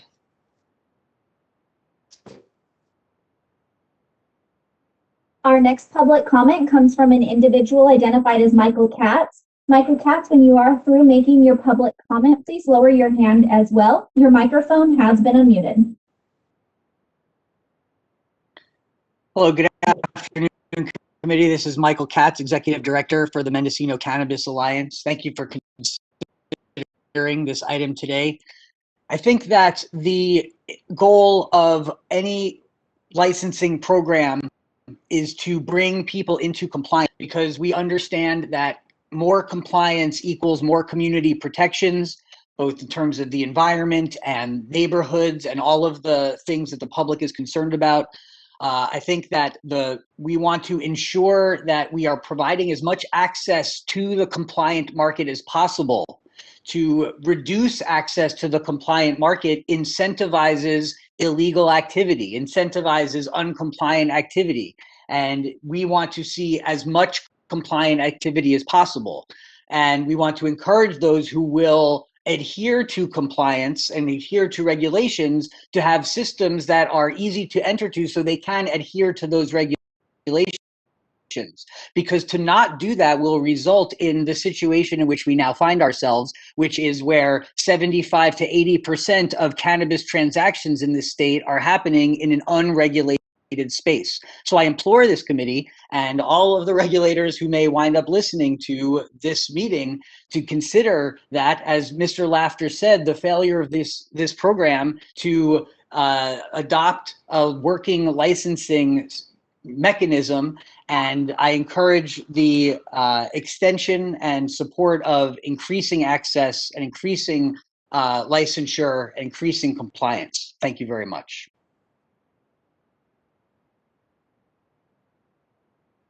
At this time, we do not have any additional requests for public comments. Would you like me to close this feature? Please. This feature has been closed. Thank you. So going back to our subcommittee members, I'm wondering if there's any comments or discussion to be had. I do, as we're moving towards consolidation, we're likely going to see some regulatory shifting and morphing over the course of the next year or so. And I mean, does it make sense to consider recommending an extension of provisional issuance? And then at the same time, in order to help clarify the process to move from provisional to annual, does it make sense to recommend that the agency or the licensing authority develop some benchmarks so that there's clarity for both the applicant working through that process and potentially local government? I don't know, just things that come to mind for me listening to the comments. So I'm going to turn it over to you, Vice Chair Heidelbach. Thank you, Chair Nevedal. Just a couple of concerns. I mean, I know a lot of us heard the public speak repeatedly on stakeholder meetings, and I just want to stress that these really are designed to be stakeholder meetings because we do have public comment, and I think all of us are open to listening. I know Chair Farrow in our larger meetings and in all of the subcommittee meetings that I know I've been a part of, we welcome the views of the public. So this I think is the best way to do that, and of course, writing letters and things of that nature, all of those things help. I didn't, and maybe I misunderstood, but I didn't hear any of us propose putting limits on licenses. I just want to throw that out there. Maybe I misunderstood. But what I did understand we were trying to do is possibly extend the provisionals. And one of the things that has always kind of bothered me with this discussion, it is ongoing, it's been going on for a while at the state level, is that if we have a disconnect between the locals and the state, and the work isn't getting done, and there aren't enough people out there to get these Sequa requirements done, and this I don't think falls necessarily on this board, but it just begs the question, if we have a state and a lot of people who need jobs, then why don't we have enough planners to get the work done? How is this? How can we not plug in people to get this work done? It seems the disconnect, it shouldn't fall on the operators who are trying to work, towards compliance. It shouldn't necessarily fall on this subcommittee of 3 or 4 people to try to figure out, the magic fix to Sequa. I feel that if we needed more bodies in planning departments and other areas, that should be addressed. I think that's all. Yeah, I can appreciate those comments, and I think there's definitely a need for a small army of planners. I also suspect that the recent allocations or announcement on Friday from the governor's office to share funding or provide funding to 17 jurisdictions is to try to help exactly with that, right? To help not only with local jurisdiction staffing needs so that they can actually process these applications into full annual permits that might qualify for annual licenses, but also that those local jurisdictions would be able to pass funds through to the applicants to help reduce the costs associated with meeting the project-specific requirements and or the mitigations that come with conditioning a permit. So I do think that these issues go hand in hand. And I think that there's an acknowledgement from the administration currently that, we do need to have some support of local jurisdictions on these issues. But with that said, I still, I guess I turn it back over to you, Vice Chair Heidelbach and Member Bullion, to see if there's any recommendations we would like to make around the provisional licensing program specifically. Does it make sense to consider another 24 months of on-ramping? I do think it's hard to consider a timeline, right, by which we would expect local jurisdictions in the state to have finalized the processing of the provisionals in the queue. Simply because any kind of staffing up is going to take time. And some of the Sequa components that are required are seasonal, like a biology study or biological study can only be conducted in the spring, for example. So we've already missed that window for these applicants this year. They're going to need to start that if it comes up for them during the local permitting process next spring. Right? So I'm going to pause and see if there's additional comments from you, Vice Chair Heidelbach, and then we can go to Avis, please, or Member Bullion. Thank you. And that is really, when we talk about stakeholders, that's the other piece really of this. It's not just the operators, but it's also the environmentalists that we've had to tango with. And this is, for myself and my organization, it's outside of cannabis. This isn't just, this is California, and we deal with this in many different regards. There is an appetite and conversation for trying to figure out what is necessary in terms of Sequa, and if every single cannabis business, has to go through this, but those conversations are ongoing. So what I would like to see, and what I would maybe propose and see if you and Member Bullion are open to this, would be possibly suggesting to the regulators to extend provisionals so that we don't, if we're looking at July of 2022, we're not that far from a lot of people then, and I know some conversations we've had before too, Chair Nevedal, it takes a long time to go through the Sequa process. It's not something that just happens in a year or 2 years. So let's take the temperature of the group and extending provisionals so that we don't have an entire state of expired provisional licenses with, 0 testing labs, 2 micro businesses, and 4 specialty cottage indoor, with 30 in the queue with a provisional. It just seems there's a real disconnect. There's something that's not happening here. Thank you for that. And it looks like Crystal De Souza would like to.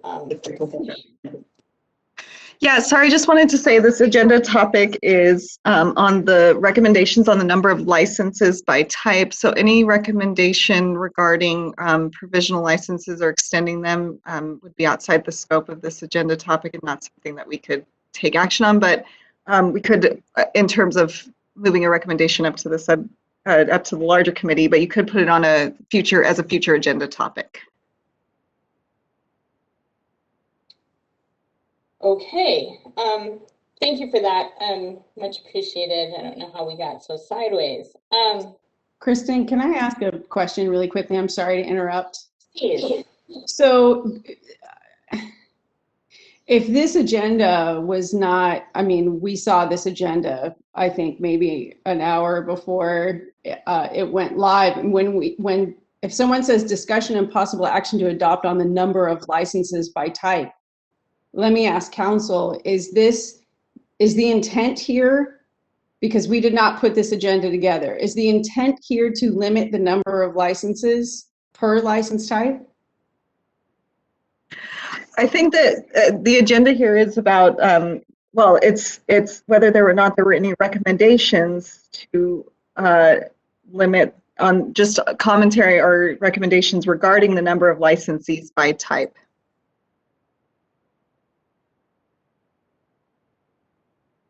Or licenses by type, I should say. I just think that that is outside the scope of this subcommittee. Chair Neville, with all due respect, I don't know how we would come up with a number that we feel would be allowable per license type when, I don't know, a lot of the discussions we've had before are about free market, and now we want to limit. Color me confused. I would agree with you, Vice Chair Heidelbach. I don't necessarily feel that several years into licensing, it's necessarily our place or appropriate for us to suggest a limit on license counts. I mean, if anything, I could see looking at a floor, especially when we talk about retail, right? So I do wonder if, you know, we've heard before about density with retail. I know that Public Health Institute has recommended 1 per 15,000 people for retail as a ceiling, but arguably there are a vast number of local jurisdictions that have 0 retail opportunities. And I think this significantly impacts the vigor of the unregulated illicit marketplace. The fact that we have, I think one of the members of the public stated that in some cases there's hundreds of miles between licensed retail entity to licensed retail entity. I do apologize for the confusion on this item. I for one am not prepared to make a recommendation about capping license numbers, but I would entertain conversation and recommendation about putting a floor on retail, as I do think it is a major pain point in the supply chain. So I'll pause and see if any of the committee members would like to comment further on this item.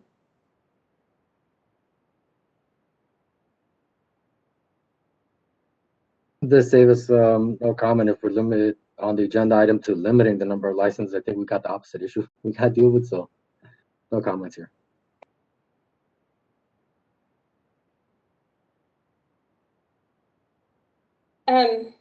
So I mean, I don't know.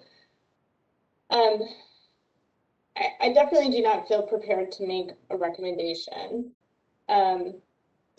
So part of me feels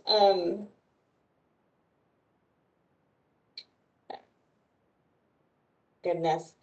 Hopefully my fellow committee members won't be offended or and staff won't be offended or upset with me if we I feel like we've changed a kind of course here partway through this agenda item. And so I'm tempted to entertain going back to public comment to discuss whether or not we should talk about a floor, not a ceiling, but a floor for retail. And I would really appreciate some input on that from Vice Chair Heidelbach and Member Pavilion. I'm going to mute my microphone and see if we can get some additional thoughts. No, I agree with you. I have more of an appetite to create a floor than a ceiling. I don't want to do a ceiling.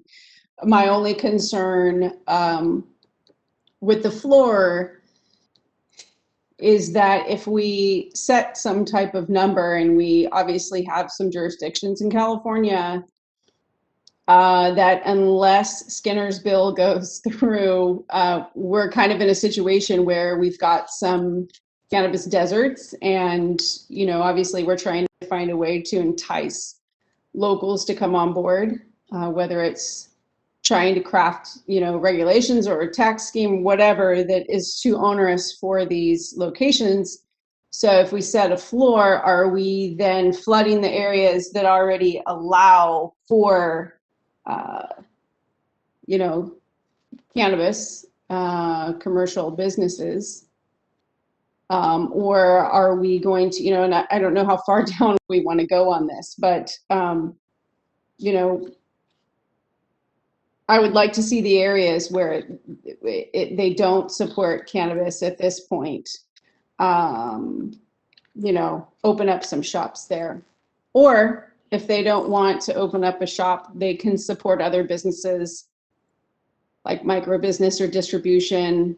Some areas have been open to doing that. They just don't want advertising and things like that on buildings, but they still allow for the businesses. So that's another thing I think we should explore, is what's going to happen to these other locations once we set a floor and we still have cannabis deserts to deal with.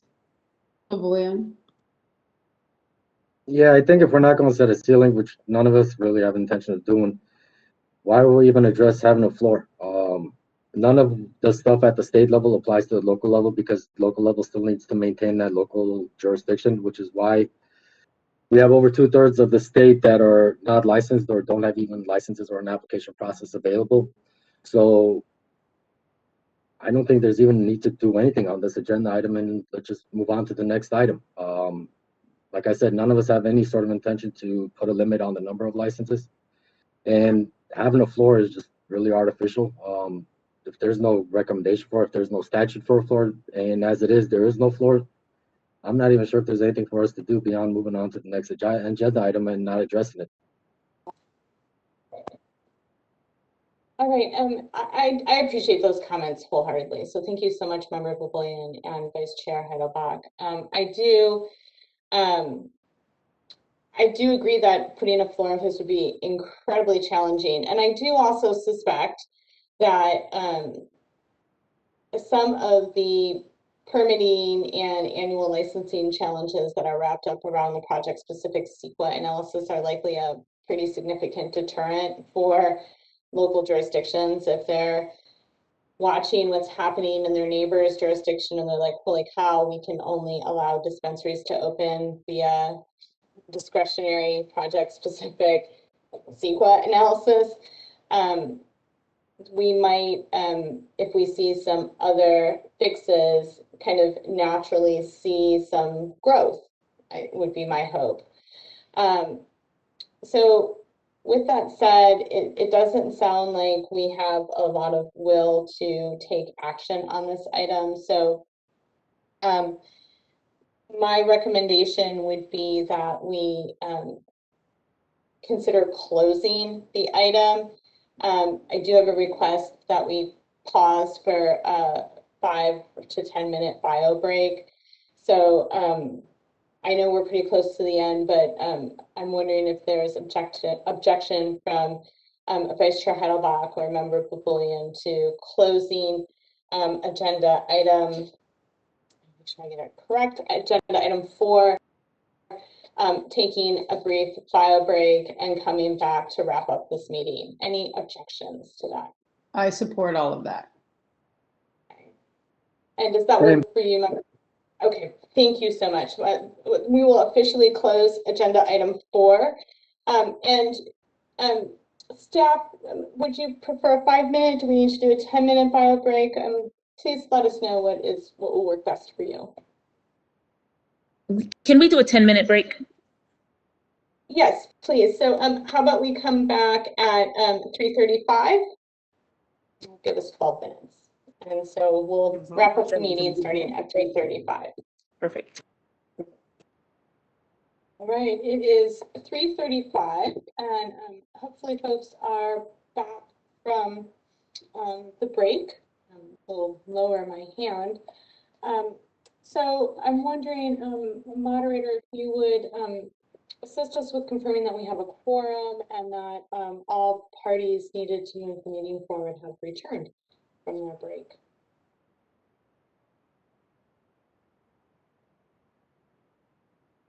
This is the moderator, and I just want to ensure that we have committee member Nevdal on, which I do see your camera.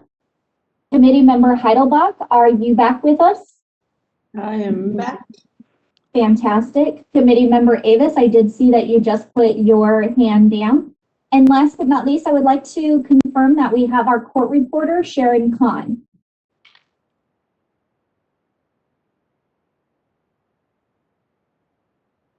Yes, I'm here. Yes. Fantastic. Thank you. It does appear that we have all members available and back on. Okay, great. Thanks so much.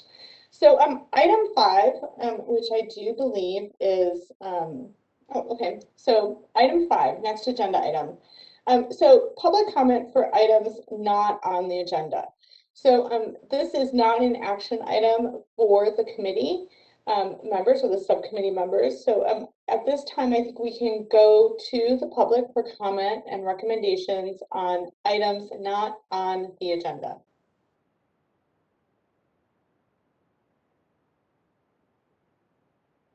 This is the moderator, and at the direction of the committee, I have opened the Q&A panel.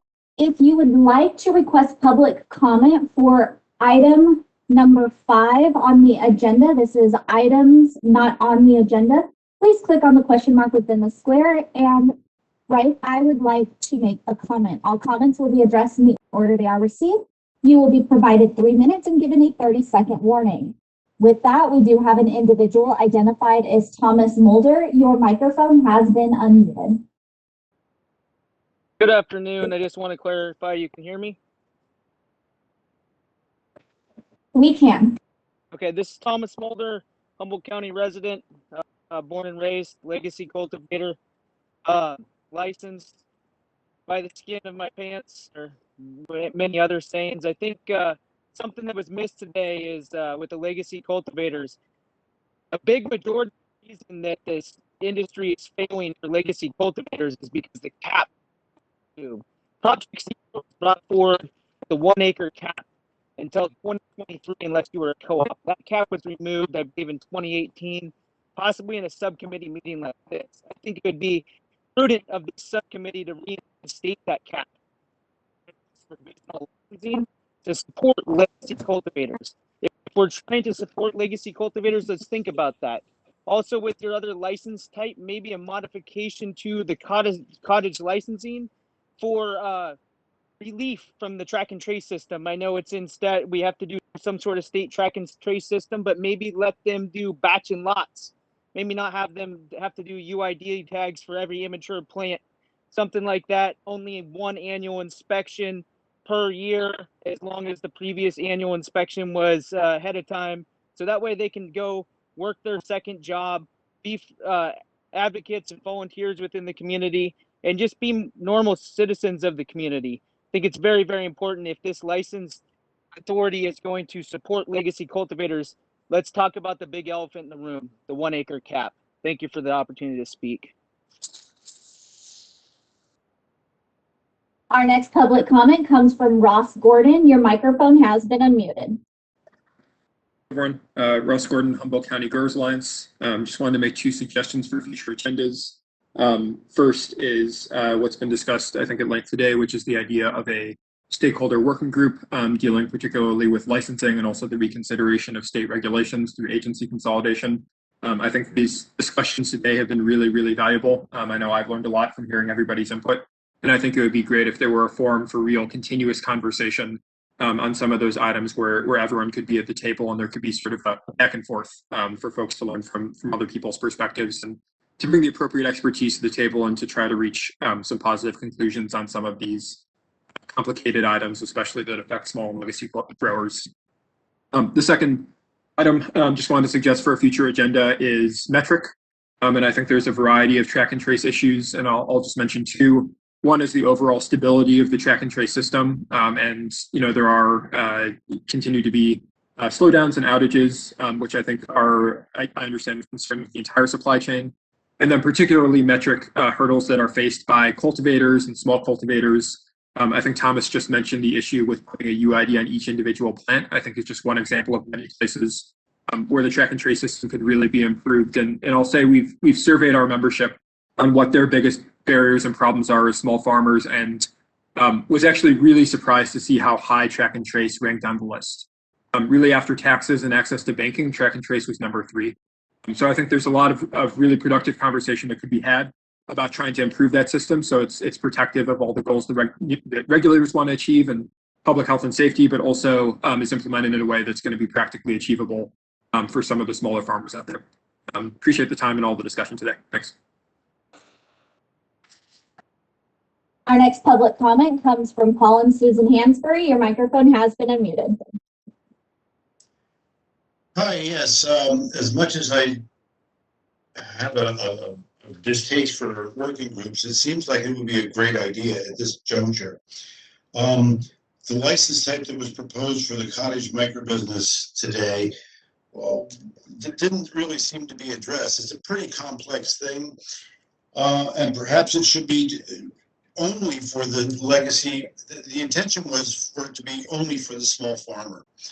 That because of their scale, there would be lots of restrictions because of the shape of the industry, but there would be advantages to to try to help to level the playing field. The issues of batch testing or batch testing, the idea of having it limited by square footage. I know that's a contentious issue. But having the Sequa, things that were common sense, of course, there was nothing that could be construed as significant impact for cultivating, 2,500 square feet of cannabis outdoors. And that sort of common sense Sequa thing, ability for the local jurisdiction to make those common sense decisions rather than just the guidelines that were supplied, that were recommended by the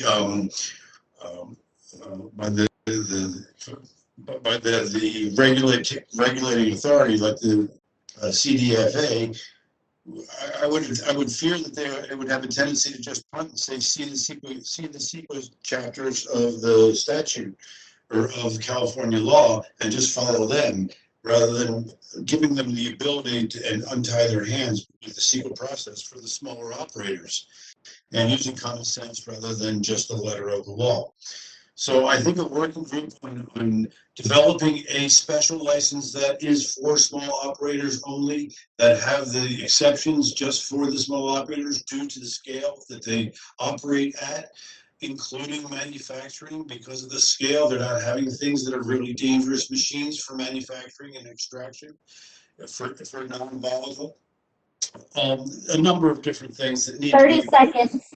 fleshed out, and I'm sure that we're not that far apart. It's just a question, and the proposal we put was more of a wish list to spur a working group, and so I would suggest a working group for cottage microbusiness so that we can have a real discussion about cottage microbusiness and not just segments of it. Thank you very much.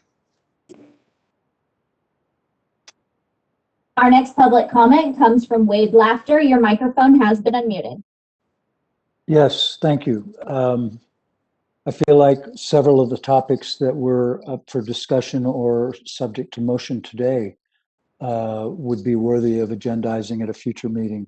I'd especially like to point to the issue of genetics and being able to bring fresh genetics into the nursery stock, because what we currently have is not at all what's possible in the heritage space here in California.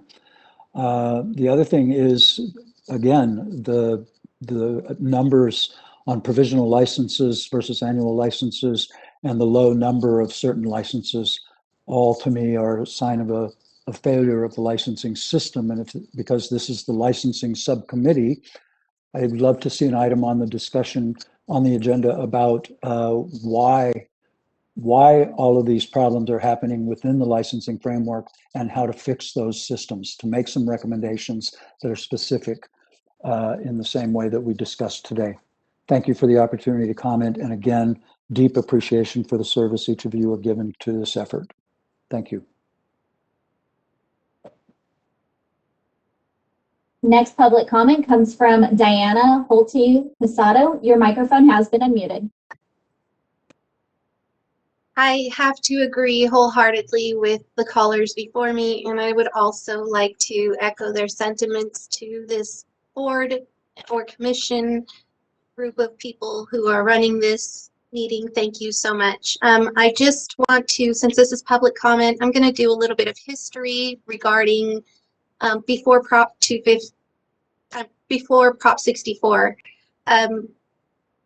We had really basically in the state of California only need 260,000 acres of grow space.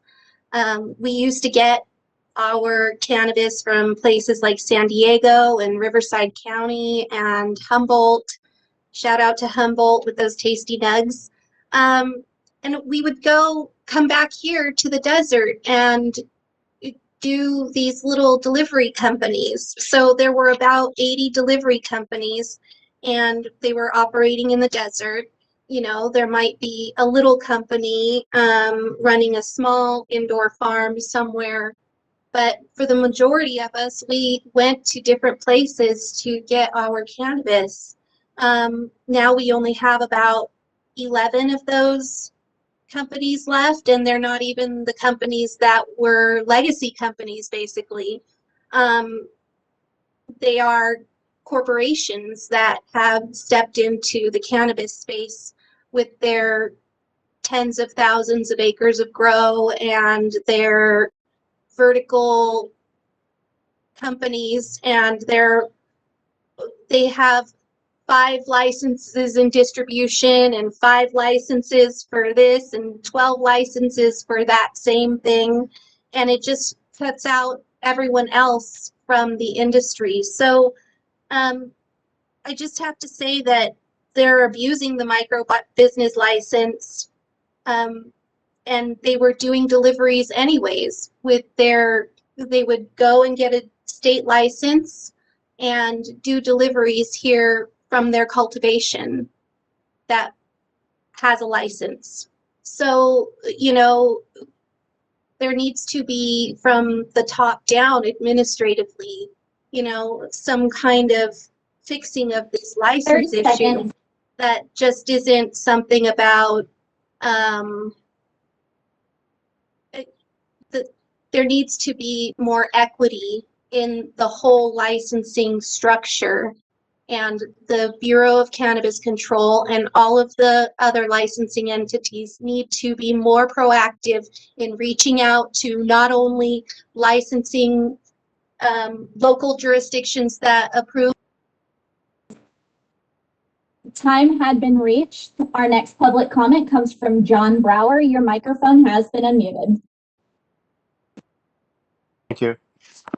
I would like to propose an item for a future agenda.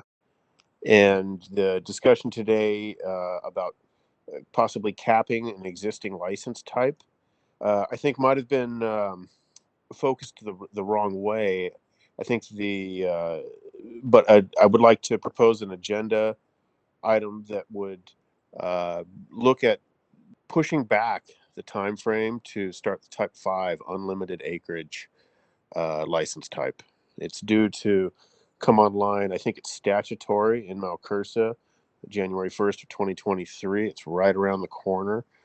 In light of the rocky rollout to the statewide and local programs, and especially in light of the still just tiny amount of licensed retail statewide, I think it's very premature to allow these unlimited acreage license types and to let the existing folk and the transitioning industry and the state and the localities allow time to get their feet on the ground and implement this thing a little further. I think that is one of the largest looming threats to this transition. So I'd like to see that on a future agenda. Thank you.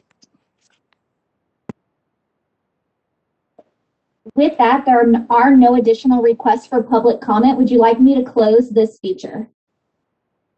Please. Feature has been closed. Okay, great. So I think we can go to our last agenda item today, which is discussion on future agenda items and possible action on creating next agendas or next meeting's agenda. So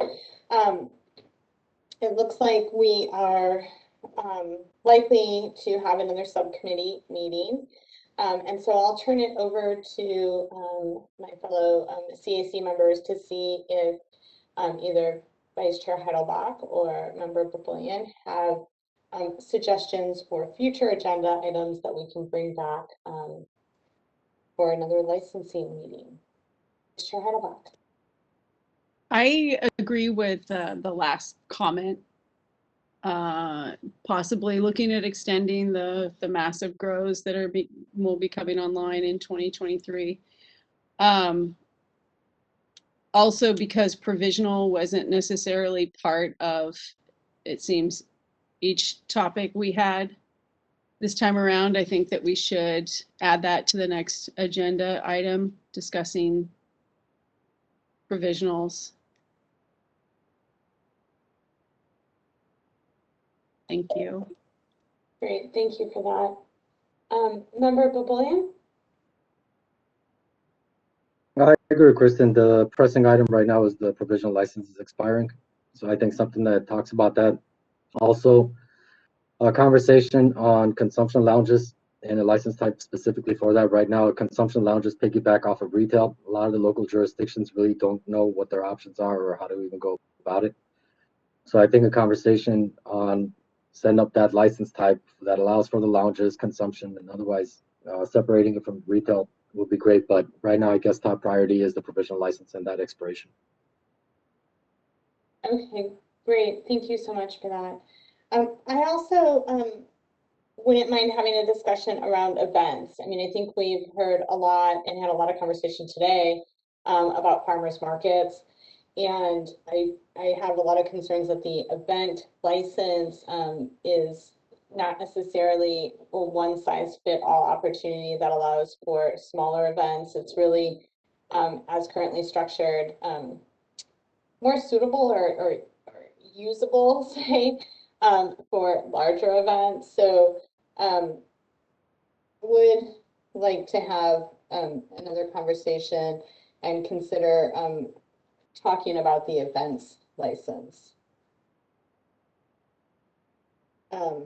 So I have a couple of items here. I also think the genetics piece is pretty important. And I don't necessarily know that a genetics license makes sense, but I think this committee could, or subcommittee could also have discussions about how to potentially modify an existing license. So the topics that I've jotted down here, I would agree with both Member Baboulian and Vice Chair Heidelbach that provisional licensing should be at the top of the list. That is a pressing, urgent issue.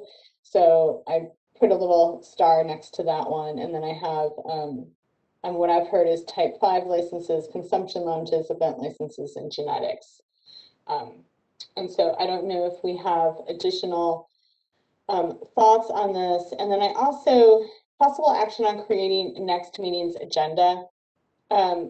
We could make a recommendation to add those items to the next agenda. I imagine that would be suitable under this item.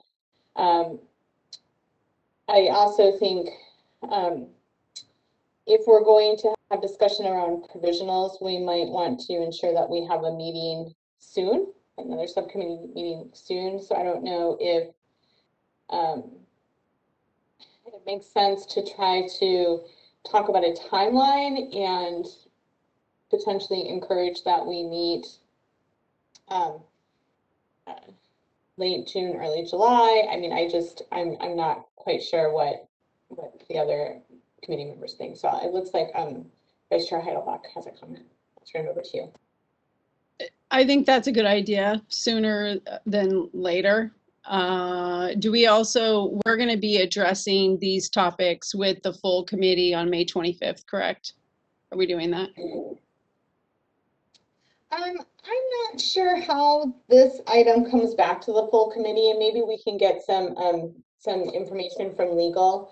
But it doesn't seem to me that in the past we've brought future agenda items to the full committee, but it's agendized. So I don't mean future, I mean the ones that we discussed today, sorry. Correct. I think we'll do a report back, definitely, on the 25th. Yes.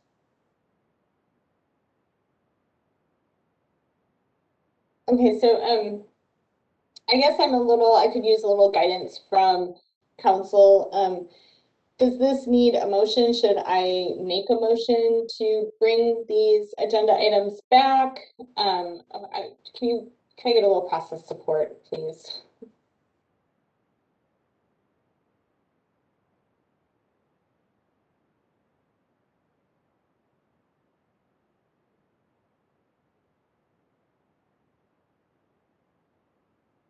This is Sarah.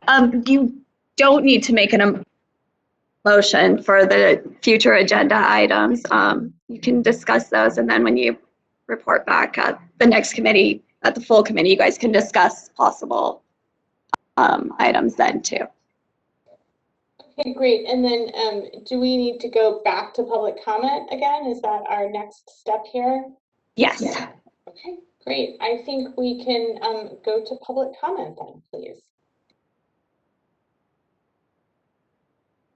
This is the moderator, and at the direction of the committee, I have opened the Q&A panel. Please keep in mind, this is only taking public comment on agenda item 6, which is discussion on future agenda items and possible actions on creating the next meeting's agenda. All other comments that are not regarding this item, you will be muted, and we will move on to the next individual. First up, we have Diane Holte-Casada. Your microphone has been unmuted. Hello. Oh, I was hoping I would be like in the middle somewhere. Quickly, thank you so much again for having this part of the discussion, because it's a really important part for us to be able to communicate to you what is really important. And in my area, personally, I would like to see more communication. So maybe we can agendize how it would look for the Bureau or the administration that the Bureau oversees to reach out to, the jurisdictions, license, the ones that do regulate cannabis and the ones that prohibit, Again, for members of the public, please be mindful. Once again, we are only taking public comments on agenda item number 6, which is the future recommended items that the members have stated. If you are off topic, you will be muted, and we will move on to the next request. Next, we have Paul and Susan Hansberry. Your microphone has been unmuted. Yes, hi, this is Paul Hansberry. Susan will speak a little bit later. I would like to second what Kristen Nevedal, Chair Nevedal has suggested, and expand on it a little bit, that the event licenses do need to be looked at again, and perhaps developed to a point where there would be a smaller event license, like a farmer's market, which is an event, and perhaps include small cultivators to be allowed to participate with direct sales with those small events as part of that license. I'm not sure how that would come together, but it would be worth talking about because it's something that I think every small farmer would love to be able to enjoy the privilege of doing that. So, yes, agendizing events and restructuring the event license to include a smaller event like a farmer's market and to include the smaller farmers, I think would be really important.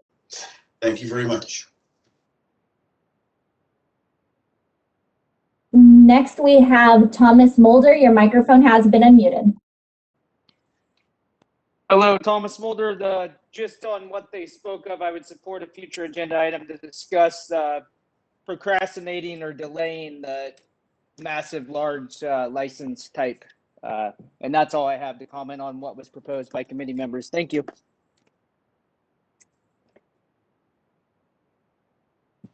With that, we have no additional requests for public comment. Would you like me to close this feature? Yes, please. This feature has been closed. Okay. With that, I think that brings us to the end of our meeting. And so I would like to go ahead and make a motion to adjourn. And thank you, everyone, for joining us. Thank you, Chair Nevedal. Thank you.